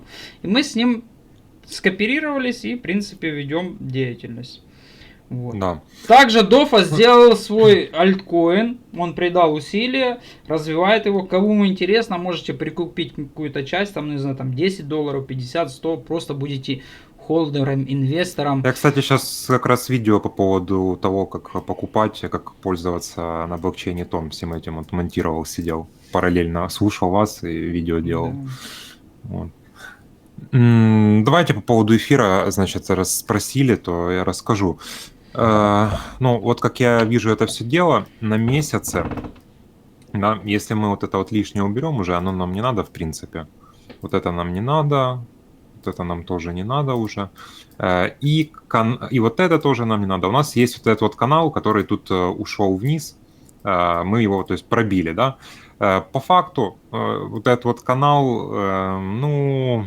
Я не скажу, что он прям за уши был притянут, да, но отрабатывал он какое-то время здесь, действительно. Вот здесь тоже. Но я больше все равно опираюсь не на только один какой-то факт на рынке, да, на один фактор. Так, конечно, делать нельзя. То есть банально, если мы будем только канал рассматривать то, скорее всего, мы ошибемся и к правильному мнению не придем. То есть оценивать только канал так нельзя. Меня больше в эфире смущает и привлекает вот такой вот интересный момент, за которым я тоже очень давно наблюдаю, уже больше нескольких лет, так скажем. Мы видим, что по большому счету по эфиру есть основное какое-то движение, то есть основной импульс идет, ну вот тренд, пошел тренд, происходит какая-то серьезная коррекция, вот как мы здесь видим, да, очень серьезная коррекция, потому что в моменте внутри месяца здесь волатильность была порядка 60%. А это сильно, ну, даже Ладно, там биткоин 30, это для него тоже серьезная такая уже коррекция. А эфир, если он дублирует X2 движение, то это для него тоже уже 60, это в 2 раза больше, чем 30. То есть это достаточно серьезная коррекция в данном месте была. И мы видим по эфиру такую коррекцию не только в данном месте, в прошлом цикле бычьем, да, позапрошлом бычьем цикле. По эфиру тоже такая коррекция была. Это ответ на ваш вопрос. Я просто не люблю давать простые ответы. Я все объясняю, чтобы потом вообще вопросов не было. Вот. Здесь коррекция и здесь коррекция. И мы с вами видим, что финальный импульс на бычьем рынке, он выглядит вот так. Да? После вот этой коррекции идет финальный импульс. На этом импульсе максимальный альтизонный, там нужно выходить. Вот. Ну, я бы даже сказал, что, возможно, в данном месте как бы уже разгар альтсезона, но на этом импульсе однозначно нужно выходить, да. А где больше альткоины сильнее вырастут, на самом деле сложно определить, они по-разному стреляют. Какая-то часть в этом колене отстреляет, какая-то часть в этом колене. Но самое интересное, это под каким уровнем формируется данная вот коррекция, да. И мы с вами можем увидеть, что по эфиру не было вообще в этом цикле тренда. Не было. Почему? Потому что если мы берем 17-й год цикл, вот эта коррекция, мы видим, как на месячном таймфрейме под этой коррекцией как раз эфир пытается пробиться. То есть он делает раз касание к этой коррекции, вот этой. Он делает второй раз касание к этой коррекции. Он делает еще одно касание. Раз. Выходим. Третье касание. Здесь проторговка идет. Видно, да, 2 месяца. И после этого идет только импульс истинный. Здесь аналогичная у нас ситуация. Если мы берем вот эту коррекцию, вот, а это у нас диапазон 4-1800, то мы здесь увидим какой интересный момент. Вот. Если мы здесь выделяем фиолетовым блоком вот этим, да, эту коррекцию на месяце, вот, в данном цикле, сейчас я лишнее все уберу, можем выделить блок даже таким красным цветом сделать, да, вот, красный цвет блока. И здесь мы тоже можем выделить эту коррекцию, там, где максимальная была реакция у цены. Условно говоря, это вот это вот место. Вот это место. Это то место, где у эфира была реакция сильная. Вы скажете, почему я именно так выделяю? Ну, потому что здесь непонятно, да, в этой свече, где этот пин-бар, тут не выделишь. Но четко видно, что отсюда, с этого уровня пошло падение. Все вот ссылки есть пошло. под видео. Ускорилось рынок, это где мы падение с находимся, пробития и вот точку этого выхода уровня. с рынка. Вот. То есть мы выделяем 2 таких уровня. Быстро. И по большому Ногами. счету этот С пин-бар, двух ног он тоже, на стрим. видите, что он внутри, грубо говоря, чуть-чуть заскочил за этот блок и чуть-чуть вниз заскочил за этот блок. И вот эти вот 2 месячные свечи тоже, они внутри этого красного блока. И вот здесь тоже мы видели коррекцию от верхней границы этого блока. То, по моему мнению, что вот это вот все расстояние от 3500 до 200, это все сопротивление такое большое, серьезное сопротивление с вот таким вот диапазоном порядка 50%. И то, что мы здесь видели, это проторговка, это была попытка пробить это накопление. Смотрите, все как складывается. Мы раз подошли к блоку, не пробили, 2 подошли к блоку, не пробили, 3 подошли к блоку, пауза. Хоп, зашли в блок, поторговались на верхней границе, упали. Здесь от нижней границы, хоп, зашли вверх, поторговались, упали, вывалились, хоп, восстановление. Я думаю, что вот это восстановление, оно, если здесь пойдет эйфория, то удастся пробить. То, как это было вот здесь. То есть вот это все, это сопротивление, по эфиру не было тренда. У нас была только одна попытка, вторая попытка и вот третья удачная попытка зайти в блок.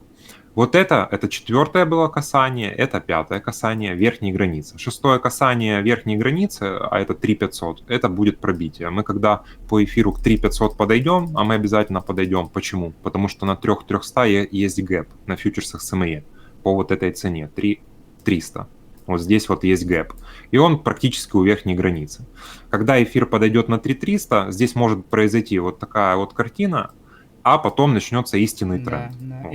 С данной точки начнется истинный тренд, и уже на этом тренде здесь тоже сформируется снова колено, такое же, как это было вот здесь и как это было вот здесь. После этого колена произойдет финальный импульс, и в эфир уйдет медвежий рынок. где дно может как раз-таки соответствовать, в принципе, вот этому блоку, где мы сейчас топчемся. Вот. То есть дно медвежки следующие там в районе 2-3 тысяч баксов.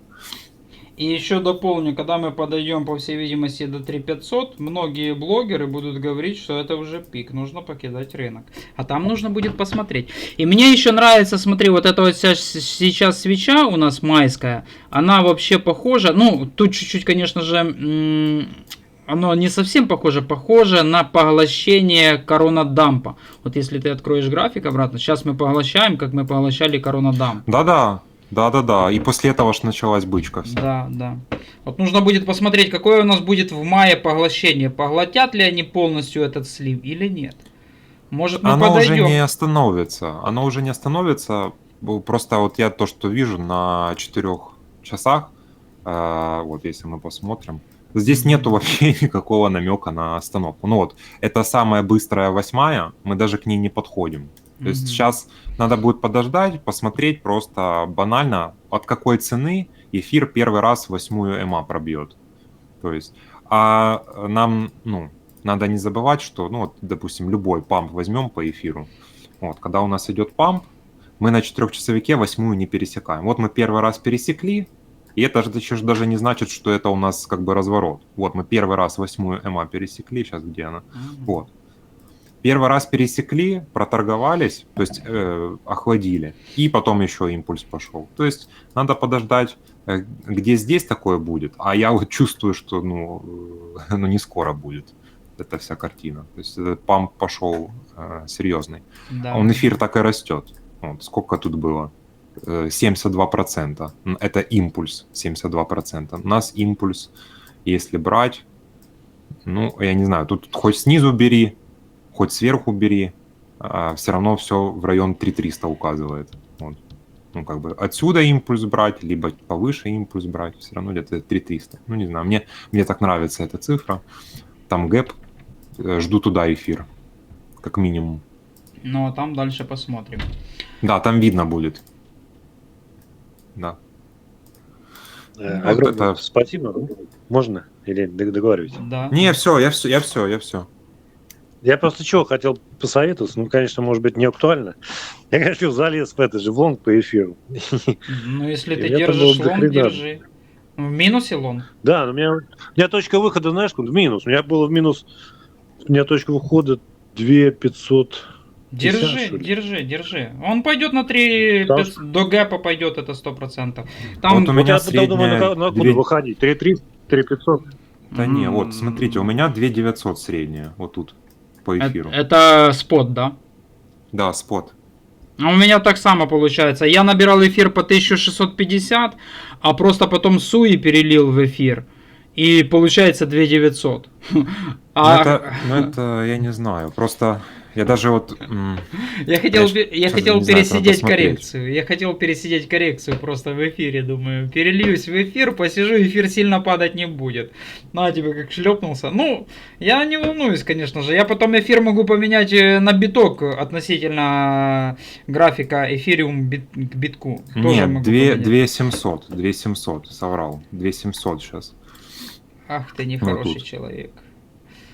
Да, 2700. А кто-то послушал и взял на ус. Да. Нормально, я считаю, это нормально. Минус 47 было Но если моменте. если твой фьюч не снесли, то выйдет в плюс, обеспечь его стопом и держи. Мало ли, может, ты его додержишь до $7000. Правда, там нужно будет потерпеть, когда он будет 3500, до 4 дойдем. Там будет по-любому боковик. Там они будут это Там все уж дело... Когда он упал до 1350, у меня там 1000% минуса было. Я боялся усредняться, но не блин. ликвиднуло, да? Не ликвиднуло, да? Пропадает звук. Ликвидация... Не ликвиднуло. Я мог бы усредниться, но я побоялся. Думал, сейчас пойдет на потому меньше что, 1000. потому что на рынке был страх, и тебе нужно было откупать страх. Как говорится, покупай страх, продавай жадность. А у тебя был... у тебя был... Не надо. Сейчас эфир не продавайте. Если он ниже... Если снова на 1700 пойдет, как бы, тогда это будет, конечно, плохо. А так... Он туда не пойдет. А так, мой теперь видно экран? Да, я уже твой включил, Да. свой убрал. Он туда не пойдет. И смотри, по поводу эфира, я не знаю, ты подошел позже или нет. Смотри, это график у нас набор лонгов эфириума. Вот. Я видел, да. Я сразу с самого начала подключил. Это я говорю вот этому с ником со звездочкой. Я понял. Смотри, вот твой лонг по эфиру. Лонг набирался, буквально начинали набирать лонг 13 января 2025 года. Сейчас лонг только-только начинают они реализовывать, но он еще полностью не отработан. Вот у нас лонги набраны на недельке, и мы только вверху. И смотри, интересный момент. Если мы открываем дневку, я не знаю, что сейчас покажет, днем был интересный момент. Если мы открываем дневку и смотрим мы 31 января были две красные свечечки. Я не помню, что тогда творилось на рынке. И вот 23 февраля одна маленькая красная свечечка вот здесь. Вот вообще маленькая. И дальше набирались лонги. Не было красных свеч вплоть до сегодняшней свечи. Вот. Только появилось движение на эфире. Только появилось движение. Это идет реализация лонга эфириума. Они начинают потихоньку реализовывать. Они уже двинули эфириум, и лонг потихоньку начинают уже фиксировать. Ну, может, они там фиксируют в долларах, мы же не знаем точные действия манипулятора. Но лонг уже потихоньку начинает фиксировать. Но это маленькое движение, это нам нужно посмотреть под микроскопом относительно этого всего графика, чтобы мы что-то здесь увидели. Вот, сегодня маленькое движение, реакция альткоинов и движение эфириума. Вот. Только начало, это только начало. И как только мы шлепнемся, допустим, вниз, вот сюда вот, хотя бы, вот сюда вот мы сходим, ты уже увидишь эфириум где-то в диапазоне там 2600, 2900, я думаю. Может быть такое, что даже пробьет $3000. Но если мы по данному графику шлепнемся вниз, на 85% все лонги будут у нас прикрыты, примерно вот здесь вот, то тогда уже нужно будет бояться и закрывать свой лонг, потому как полностью все вот это вот движение реализовалось и лонги закрылись. Как у нас лонги были закрыты 8 декабря 2024 года. Вот. Если мы смотрим на этот график и думаем, что это у нас информация какая-то постфактум и нам за нее верить не нужно, мы можем посмотреть на график по поводу лонгов битка. Там уже информация уже намного подробнее видно. Вот мы открываем данный график, и мы смотрим то, что на данный момент, на недельке, буквально, вот у нас тоже набирались лонги по биткоину, набирались. И буквально 14 апреля, что мы видели, разворот рынка, мы видели сигнал индикатора Hash Ribbons 25-24 марта, он дал сигнал, то, что у нас разворот идет. Я снимал шорты и говорил, что все, сигнал, Hash Ribbon дал сигнал. Он очень редко, но метко дает сигнал. И вот у нас пошли лонги по битку. Вот мы тоже набирали, уменьшились эти бары на недельке. Пошла красная свеча, 14 апреля, Пасха. Биток начинает пробиваться. Мы как раз с Дофой тогда делали стрим, говорили, что $69 тысяч у нас важный уровень. Мы в марте вроде бы с ним снимали видео. Да, в марте это было. Снимали. Говорили то, что 69 это важный уровень на битке. Его нужно удержать, ибо если мы его не удержим, уйдем на медвежку. Но тогда не было этих графиков у меня. Это нам свидетель альтсезона подкинул график эфириума набор лонгов, а этот график уже я сам нашел. И мы видим движение. Начало пошли реализации лонгов битка. Вот мы видим то, что уже у нас вот это вот движение, которое здесь было на 50%, уже немножко они реализовали. На 10% они уже реализовали. Еще примерно осталось у нас здесь, ну, примерно процентов 30-35 вниз. Это говорит о том, что биток будет продолжать расти. Вот. Аналогичная ситуация у нас, конечно же, и с эфириумом. Но тут еще даже не начиналось движение. Это еще даже нету тут на недельке красной свечи.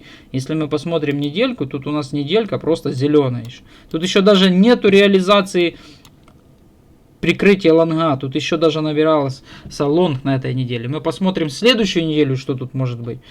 Конечно же, мы можем здесь еще чуть-чуть набирать лонги. И мы можем даже пробить 17-й год. Мы этого не знаем. Мы точно не знаем, как здесь будет формироваться вершина на эфириуме, но я думаю, что дно эфир уже отрисовал, и мы уже не упадем туда на 1300. Вот, потому как после красной вот этой вот свечи на дневке мы можем увидеть еще зеленые свечи, как это, допустим, было у нас вот здесь вот.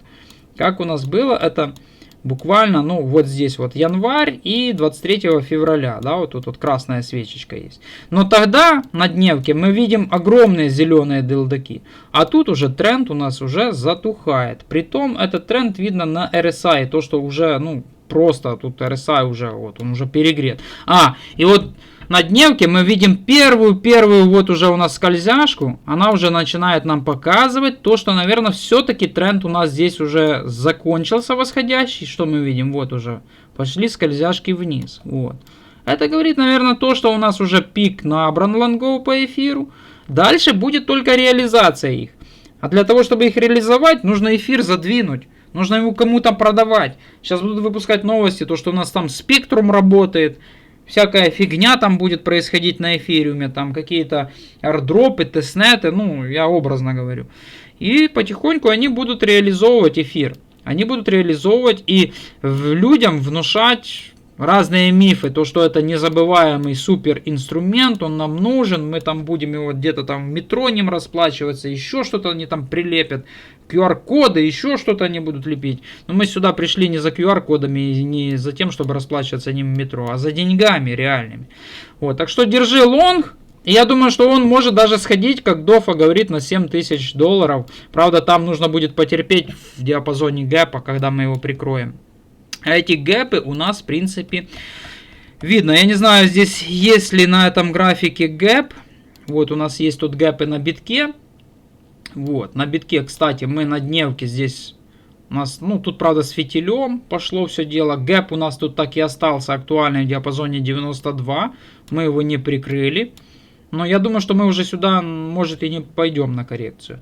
А вот чтобы посмотреть гэп на эфире, тут я не найду, наверное. Это если у кого-то... Я могу показать, в принципе, на Давай, эфире. давай, покажи. Мы только за.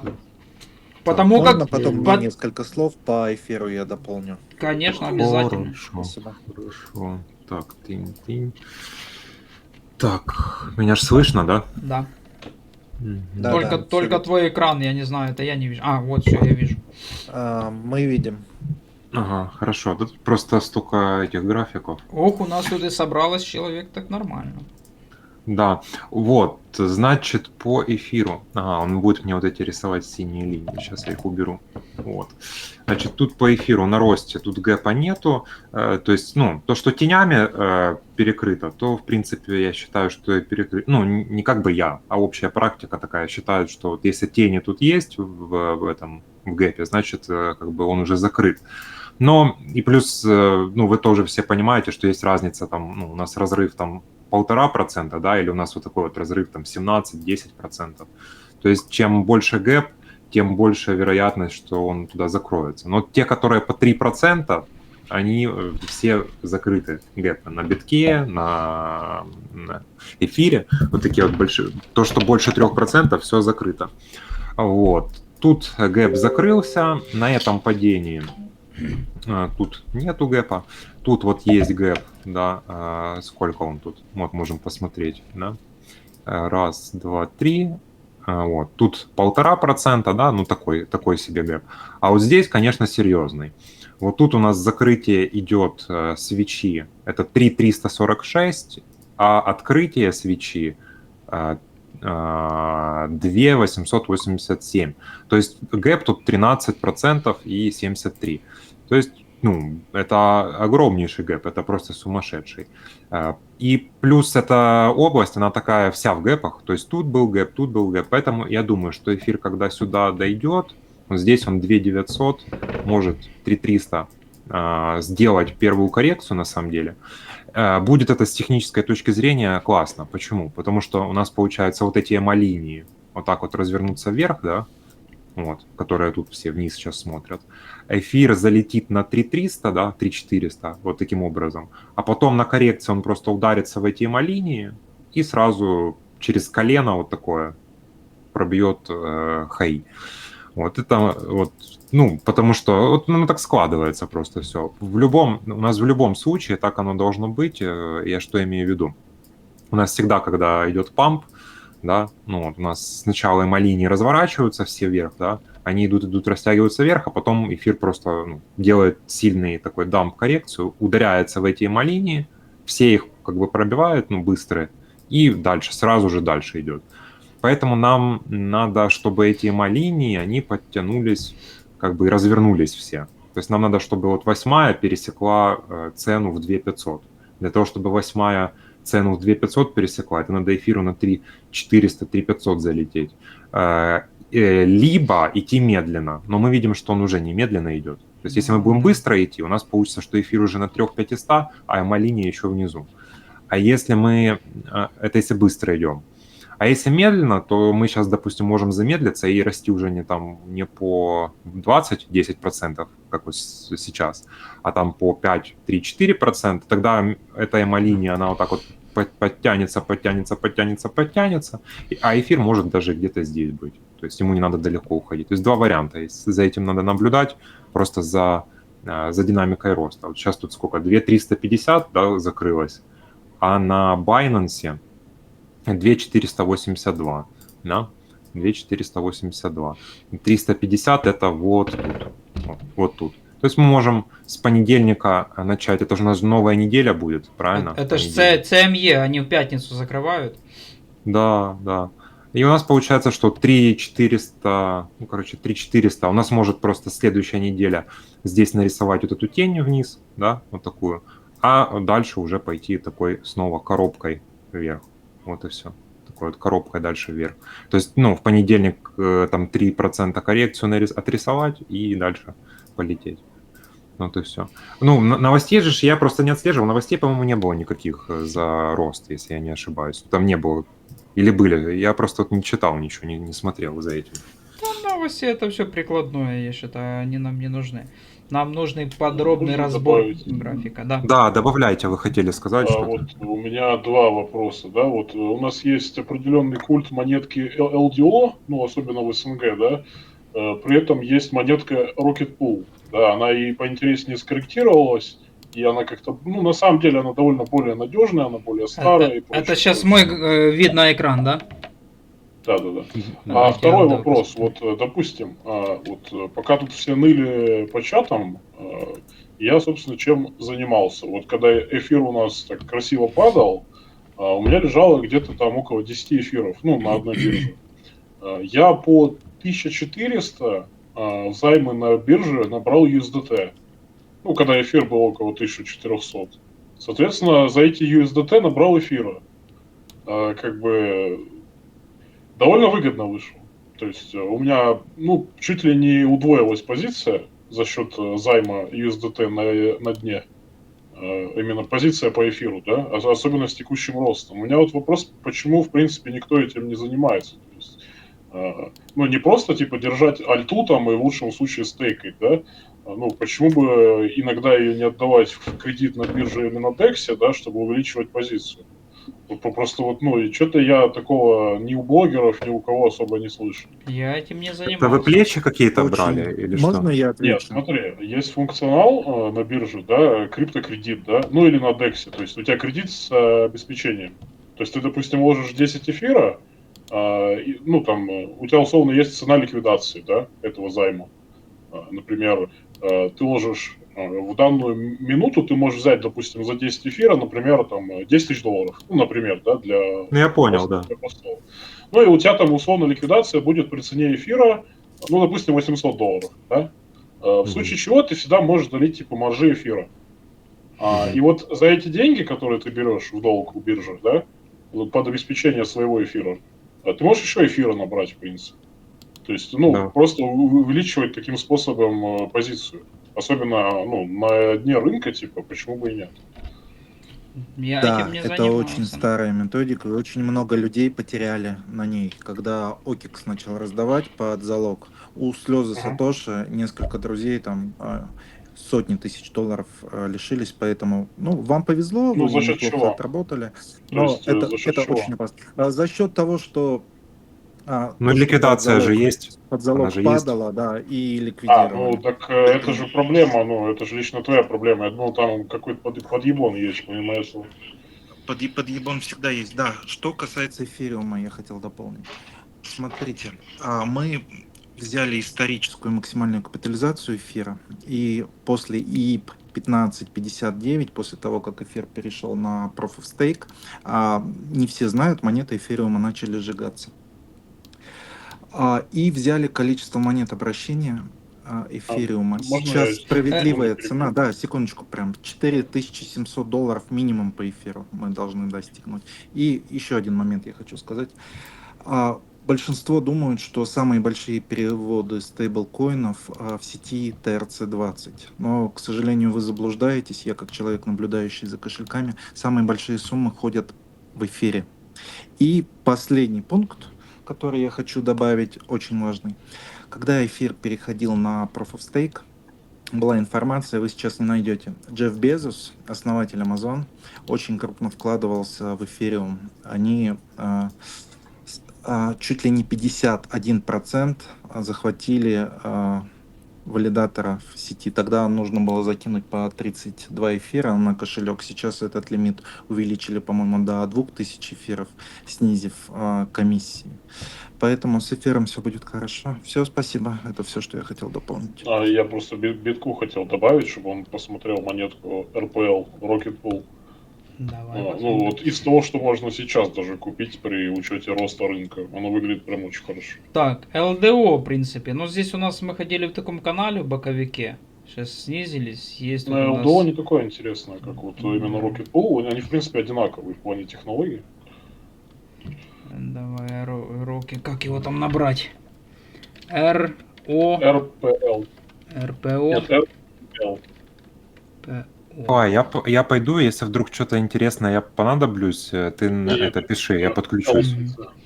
Не О, а L. ЛП. РПЛ. Да, вот оно первое. Так, а что это у нас?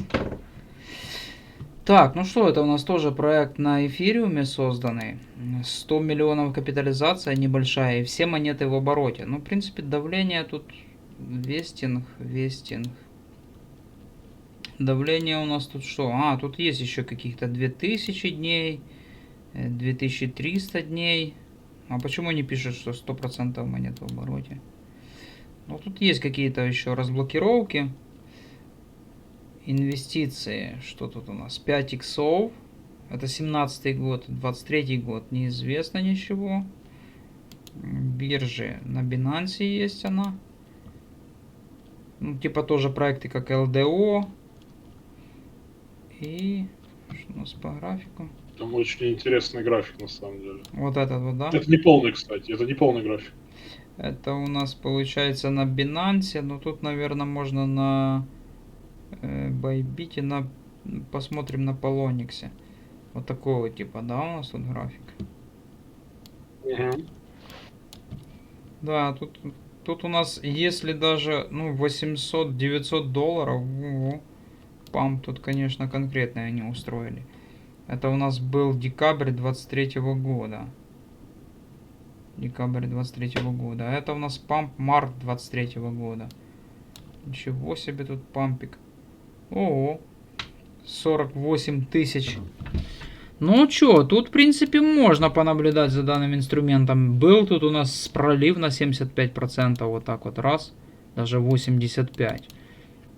Тут разве что что-то нужно его, ну, прикупить данный инструмент и выставить сетку ордеров на срабатывание. Он как памп-дамп и все. Можно что-то здесь, конечно же, посмотреть. Может кому-то Ну, у него интересно. даже до мартовских значений там больше 10 иксов выходит. Да. Там $50 в марте был. Тут даже по тут объеме даже что-то, ну, если вот так вот накинуть. Ну, у нас линия POC идет тут в диапазоне $25. Это, в принципе, ни о чем. Здесь проходят в основном манипуляции какие-то. Вот мы видим моментальный слив и возврат. Если на дневке. Мне там один человек иногда сбрасывает такие разные графики в Telegram, он тоже занимается таким. Ловит, ставит сетку где-то ордеров на покупку, и тут просто в моменте, ну, куча иксов. Если ты где-то поймал, 300-400% роста. У нас на дневке вот так вот получается.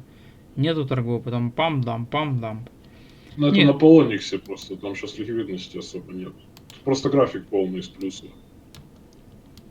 Не, ну можно, в принципе, Да. что-то присмотреть. Посмотри на каком-нибудь кукоине, может быть, там хоть ликвидность будет. Там, Ну, объем тут, может тут быть. даже если вот посмотреть на вот этот ордер блок, то ну, тут 50 иксов, так половина, да, перекрытия. 50 иксов это. И это ж малоизвестный инструмент, он ни у кого не на слуху. Вот я его, Ну, это например... как LDO, только аналог. Причем он более старый, чем LDO. Ну, то есть это еще с момента, когда эфир майнился, вот эта вот штука была популярная. Да, можно, в принципе. Но тут, тут у нас чуть по-другому. Тут не хватает часть графика январь 23-го. Тоже он, конечно, немножко указан. А если он там относительно битка? Ну, там, наверное, слабость у него есть. Нету. Нету у нас относительно битка.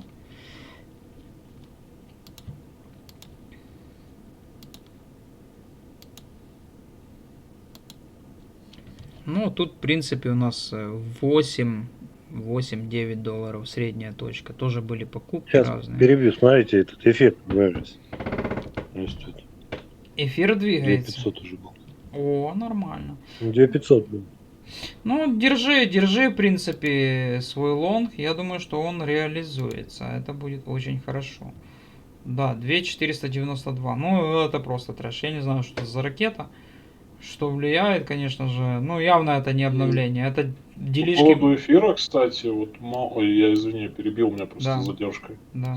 Вот мало кто заметил, но если посмотреть, порыскать, короче, по технической документации за токенизацию активов, ну, сейчас вот этот тренд, типа, акции, там, золото и прочее. Именно вот, ну, какой у них план глобальный, чтобы это в цифру все перевести.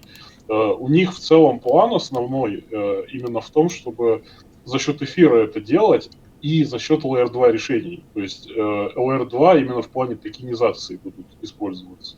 Потому что эфир, он как бы тяжелый и прочее. То есть, ну, у него мало скорость транзакции ограничена. Вот. Поэтому LR2 это не только комиссии все-таки. Как привычно считать, что вот типа просто шляпа для комиссии. На самом деле нет. 77% здесь на коронадампе он восстанавливает. А он может, эта скотина может. Если манипулятору нужно, он делает такие палки, что мамка моя. А тут у нас 42. Ну это просто еще ни о чем. Ну, в принципе, тут мы можем поглотить полностью этот слив. Дойти, допустим, до 2700. Ну это просто трэш. Я не знаю, вот я просто просидел сколько времени в этом рынке, мне просто не верится, что мы видим уже вот это вот движение. Правда... Но это, возможно, это самая стадия отрицания, нет? Типа неверие? Ну да, что типа вот, это не рост, это так, отскок. Да нет, если был бы подскок, у нас бы не набирали бы такой бы лонг по эфириуму, понимаешь? Вот тут уже, конечно же... Я-то максимально по бычьи настроен. Я вот последние пару дней что-то там, что, ну, была возможность, усреднял. Ну, вот вообще, в принципе, эти там 2 месяца. Вот буквально последние покупки я вот тон взял. Ну, я все-таки считаю, что он что-то да покажет. И 5 долларов или 7 долларов. Да, по-любому покажет. И если у нас действительно будет эйфория и альт-сезон, оно такое стреляет, такая хрень стреляет, что я даже сам не знал, что он может выстрелить. Но я думаю, что оно реализуется. Я думаю, что здесь лонг набран не просто так. Вот, в принципе, если бы я познакомился с свидетелем альт-сезона ранее, хотя бы вот здесь вот в декабре, вот, да, это было бы намного забавнее. Тогда можно было бы раскачать бы портфель свой. А так... А вот у меня вот, Биток, вот ты занимался тем, чтобы вот натянуть, ну вот смотри, у нас вот есть... Ну вот дамп, да, по этому графику. У нас, в принципе, альта-то вся развалилась, ну, понятное дело. Альта Ну, то есть на наборе. Да. Ну, именно на доборе уже. А вот если сравнить вот 2 точки, то есть смотри, вот мы сейчас, условно, если это пик, например, да, ну вот мы представим, что это пик у нас по лонгам. Мгм. И посмотрим, вот сколько у нас в прошлом пике было и сколько у нас альта отстреляла. Ну, примерно там в среднем, допустим. То есть у нас там альта, допустим, 2-3 икса дала. А если вот текущий примерно, если мы к тем же значениям придем по дну, то сколько у нас иксов примерно альта отстреляет? Ну, то есть иксов 5, наверное, так на глаз. Может быть и так. Ну, смотря какой проект. Но тут, тут смотри, если посмотреть, в принципе, то у нас, получается, были закрыты полностью лонги 8 декабря. А альта в этот момент, она дампом не полетела вниз. Она медленно, На восстановлении. на вас... как? Ну, на восстановление вот этих вот лонгов на наборе, оно вот как раз плюс-минус и падать начало все. Именно вот тут, да, вот типа? Да, где-то там примерно по датам. Но тут оно уже конкретно начало, по всей видимости, дно искать. Но фишка в том, что этот график очень интересный. Смотри, у нас получается закрыт полностью лонг 9 декабря, 8 декабря. Все, ты смотришь, ну все, лонги полностью закрыты. На портфеле там была у меня просадка, может быть, от пика к низу там 2 или 3%. Ты понимаешь, что уже нужно покидать полностью рынок. Да, конечно же, у нас Суи там отстрелила чуть-чуть позже, пускай. Ой, Суи, Solana отстрелила в январе на фоне вот этой вот монетки Трамп. Но глобально по портфелю вот точка выхода. Все, можно оставить, допустим, там 10%, если ты боишься, что еще что-то будет расти. Вот. И здесь есть время для того, чтобы выйти с рынка, покинуть его. И фишка в том, что здесь все закрылось, а 8 декабря альта на камнем вниз не пошла. Она медленно опускалась вниз. Медленно, мы просто за это не знали. Я, например, не знал. Она, скорее всего, опускалась до начала вот этих вот зеленых свечек. Там уже вообще ужас пошел. Ну, если вот открою любую альту, кроме эфира. Вот да. любой вообще. Да, до 13 января, а потом мы еще дамп увидели в феврале. Мы еще в феврале увидели дамп. 26 февраля еще была укатка. Но лонги уже набирались вот здесь вот. И с помощью этого графика можно будет потом покачать себе портфель даже и на медвежке. Вот если взять медвежку 22 года, смотрим, оп, лонги набраны. Это понятно, что у нас будет в скором случае какое-то движение по эфириуму. Само собой, и будет альт-сезон. Можно, допустим, не рисковать все и котлетой, а зайти, допустим, на $100 какой-то актив прикупил себе. Все, и ты себе понимаешь, 3-4 икса ты можешь взять. Вот у нас набираются лонги 12 апреля 2022 года. Мы видим как раз в мае дамп по Терри Луне. Луна у нас дампится, скамится. Эфир у нас тоже ловит свое там какое-то дно. Но начиная с мая 22 года по сентябрь 22 года у нас был альт-сезон. Летом 22 года там альта некоторые отстреливают. Там у нас QMAL стрелял, WhiteBit токен рос. Там у нас Atom рос, там у нас DOT рос. Atom вообще там красиво рос в канале, можно было бы его прикольно расторговать. Ну, это уже я видел все постфакт. Ну как, у меня был Atom, правда я ее не торговал. А если мы посмотрим, то тот момент там вообще просто шикарно. Я там еще с одним парнем общался с Киева. И мы тогда тоже рассматривали, что можно шикарно, конечно же, торговать. Если мы откроем Atom на недельке, на дневке очень хорошо видно. И этот период времени, 22 год, вот он. Вот тут просто красивый график на Атоме, смотри. Вот. Притом, вот, применяя данный индикатор, купил, там продал, купил, продал, купил, продал. И так это было, вот начиная с 15 июня по сентябрь, начало сентября. В таком вот канале мы торговались. И тогда еще мы там что-то в 22 году, я с тем товарищем там общался, мы там какую-то альту тоже там расторговывали, там туда-сюда. Но это, правда, был период после падения 21 года. Это было уже медвежка. Ну, здесь красиво, все четко. Торгуй себе, вообще шикарно.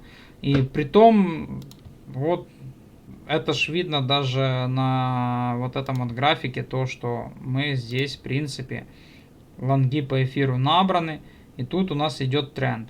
Идет раскачка, тоже появляются вот эти вот красные свечи. Красные свечи появляются чуть-чуть, потихоньку себя они двигают рынком, двигают. И реализация всех лонгов уже все. Фух. Вот буквально уже декабрь 22 года уже все, эфириум полностью все у нас закрыл. Все, в принципе. Дальше у нас там уже дно по битку. Биток нужно откупать, конечно. Там уже другие метрики показывают на дно биткоина. Нужно покупать биток. В принципе, все толково. Я думаю, что в дальнейшем можно будет что-то еще. Но тут нужно будет смотреть. Нужно будет смотреть, конечно. И дай бог, чтобы, конечно же, эфириум пошел на 4700. Они, конечно, могут подключить эту эйфорию. Там люди просто, они заходят в какое-то забвение, оно все растет, они не знают, когда выходить с рынка, и просто на этом всем деле застрянут. Ну, а нужно будет все это дело проанализировать, все эти графики, и найти точку выхода примерную, и не застрять на медвежку, потому как будет опасно. Если даже вот посмотреть вот это вот движение, которое у нас было в декабре, ну, портфель мой там выходит, вроде бы там небольшой плюс, тут ты не знаешь, когда покидать рынок, и ты, бац, смотришь уже минус 10% на портфеле, думаешь, да нет, я продавать не буду, оно, наверное, еще будет дальше расти, восстановится, а оно еще ниже, и все, ты уже все застрял, дальше ты не продаешь, и думаешь, я буду усреднять, и начинаешь доливать бабло. В принципе, вот так вот. В принципе, вот так вот. Есть еще более интересный индикатор, но это не совсем индикатор. Мы нашли закономерность. На следующем стриме или у Грини, или с битком я покажу, когда у меня будет возможность раздать экран. Она предсказывает дампы и пампы с точностью до нескольких дней. Ну, это тоже прикольно. Да, если это глобально нам показывает общее движение, то там более локально. Понятно. Откройте график монеты ICOX. Я хочу чуть-чуть рассказать, дополнить ваш вчерашний стрим, если это возможно. Дофа вчера смотрел, ему не понравилось, он начал сравнивать со своей монетой. Нам в сообществе стало немножко обидно, поэтому я хотел бы дополнить. Так, какая монета, как название? ECOX. Е русская, С русская, OX. ECOX. Я Экокс. хотел ее купить, но там проблема в Это том, что... ваша монета, и этот, вы из этого обиделись? Нет, это не наша монета. В общем, создатель монеты, основатель CoinList. Так. Это конкурент, криптоконкурент PayPal. В фондах Андерсон Хоровиц, Pantera Capital. Разблокировки заканчиваются в октябре. Да. Особенность, что создается платежная, так скажем, платформа или терминал только для стейблкоинов в различных сетях. Не нужно будет пополнять, допустим, Tron для комиссии. Так, а ну как И она там? они- ЕО. С русская. С русская. А, вот, да. она ж у меня тут в избранных, ёшкин кот. Да. В общем, Хоровиц A16Z, я думаю, что не нуждается в представлении. Очень редко в какие монеты Да, они тут есть. инвестировал Тут- более 2 раз. Здесь они инвестировали 4 раза. Расскажу немножко, какая манипуляция была. Создатель 3 года назад ходил по крупным каналам и рассказывал про этот проект. Монеты тогда существовало 2. ECO как основной токен и ECOX как токен управления. Распихали они ее знатно по $1. Ну и, собственно, сейчас я нашел очень большое количество китовых кошельков, которые в течение полгода дампят цену и потом очень резко откупают. То есть сейчас вся манипуляция направлена на то, чтобы откупить данную монету. На последнем раунде инвестирования они ее покупали по 80 центов, на сид-раунде они ее покупали по 11 центов. В нашем сообществе у нас получилось от 2 до 2,5 центов ее откупить. Возможен ли скам? Конечно же, возможен. Но если это чудо полетит, а вероятнее всего оно полетит, потому что фонды большие, технологии действительно нужны. Вы представляете, не нужны троны, да, то есть у вас полностью там кошелек, как банковское приложение, где у вас лежат стейблы, которые вы можете купить за фиат, которые вы можете отправить в стейкинг, как они позиционируют, которыми вы можете оплачивать в магазине как картой. Из конкурентов только Каста, но Каста позиционирует себя как кошелек для биткоина, для микротранзакций. Но биткоин какое платежное средство? Ты пока идешь до магазина, у тебя упала цена, и ты передумал покупать. Все, спасибо. Ну, в принципе, да. Я добавил по этой монете, что у нее есть проблема. Ее покупаешь на $100 на гейте, она пампится на 20%. Это неадекватно. Да, Я ликвидности этот, нету, но я подождите, но этот, цель какая у них? Отнять монету и разочаровать. Так ее Вам на купить графике просто рисуют. невозможно. Ну, типа, Невозможно ты купить. покупаешь, у тебя на 20% просто дороже. Да, я согласен с вами, поэтому мы покупали по 50 центов, по центу. Я набирал свою позицию, я набрал примерно на 12 тысяч долларов, могу показать. 3 недели я покупал. Чтобы не запампить цену. Причем там особенный алгоритм покупки. Открываете стакан и смотрите, как торгуют боты. Боты торгуют сотыми долями. Допустим, я запомнил по 91,68 сотых. Если такими ордерами ты накидываешь, боты думают, что это их ордера, и они не пытаются задрать цену, не убирают из стаканов свои монеты, и получается откупить именно у ботов. Это долго, муторно, но у меня уже 2,5 икса за последний месяц. Я свое слово скажу просто. Вы там говорите, что вот обиделись. Я почему так на нее отреагировал? Потому что из-за чего такое мнение сложилось мутное. Я так-то глубоко, понятно, у нас же ж не было времени рассматривать, там сколько инвесторов Не-не-не, и кто мы все конкретно. понимаем, Да. что вы это первый взгляд, и у нас в сообществе, да, немножко так, ребята, Ну, я вот понял. как люди реагируют, когда ты не понимаешь, ну, ничего не изучил и пытаешься по графику что-то посмотреть. Поэтому мне хотелось, да, чуть-чуть пояснить за эту монету. Да, Возможно, что спасибо, это спасибо. скам, возможно, но я сейчас в эту монету верю больше, чем в какие-либо другие, хотя у меня очень большая позиция по L2, и у меня бесплатный намайненный эфир с 2018 года. Я профессиональный майнер. Ну, ребятам передайте в комьюнити, что Дофа никого обидеть не хотел. Потому что я вообще не очень люблю, когда люди обижаются. Вот. Так что скажете, что я передал такой вот как бы этот фидбэк мой. Да, Я из-за конечно, чего? я в чат Первое, закинул да, этот стрим, первое, посмотрите.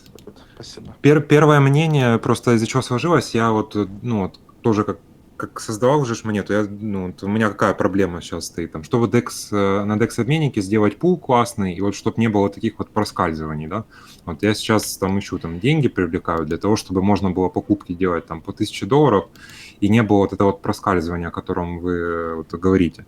И я из-за этого как раз так скептически отнесся, потому что я вот зашел, смотрю, только на Gate.io есть, а на DEX нету никаких Да, пулов. можно, секундочку, она есть на Uniswap, она, по-моему, есть на XT, она была на KuCoin и на ByteBit, но монеты было две, я вам напомню, и монета Эко, они там закидывали в стейкинг, и менялся смарт-контракт, и они делистнули, и делистнули они ее для чего? Чтобы создать разочарование и уронить монету. Еще хочу дополнить, с 2019 года фонды ждут монету, то есть очень долго писали они приложение. Команда получит свои монеты через 900 дней.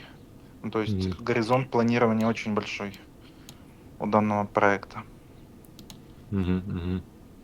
Я понял, да. А на CoinMarketCap просто оно почему-то не подтянулось с Uniswap этот, потому что вот это DropStab был, да, наверное, только что мы смотрели. Там вот я смотрю, да, действительно, Uniswap есть, а на CoinMarketCap не подтянулся этот DEX-обменник.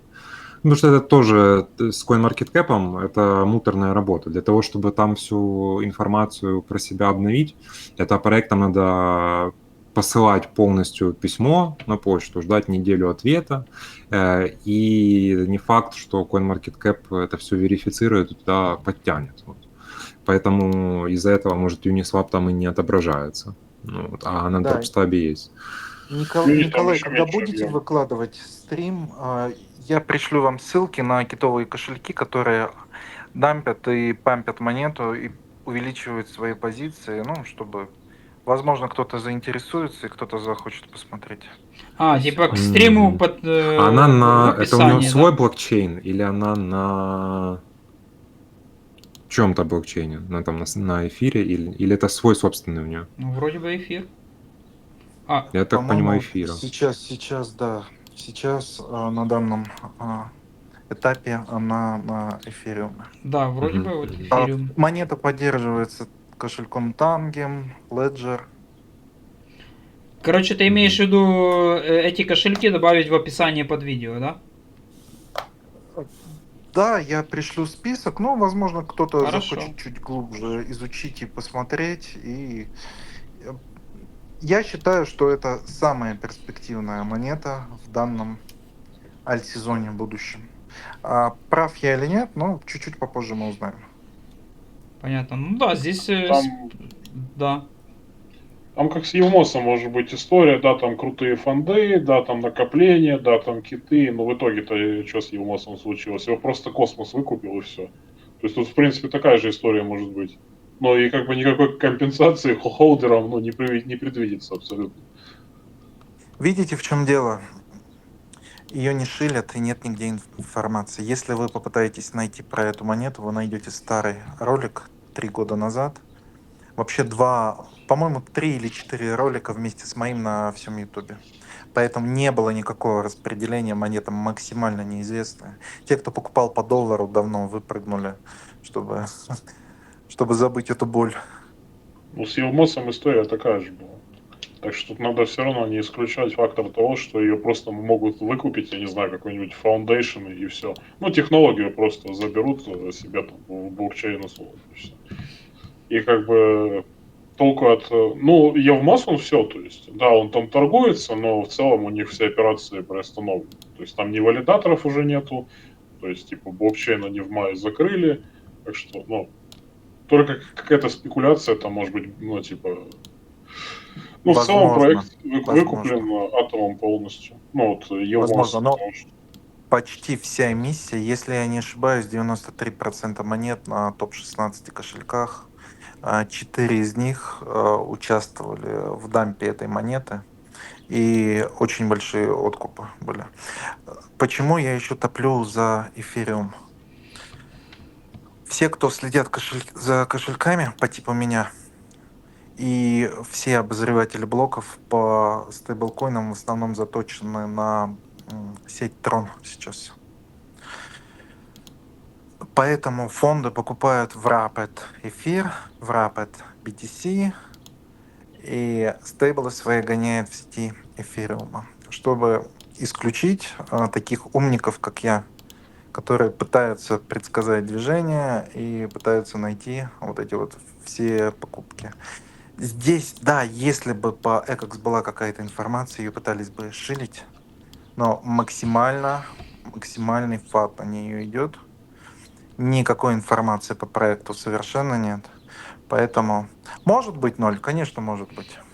Но если это полетит, это очень сильно полетит. Только до фондов, до 80 центов, сейчас, грубо говоря, 4,5, посчитайте.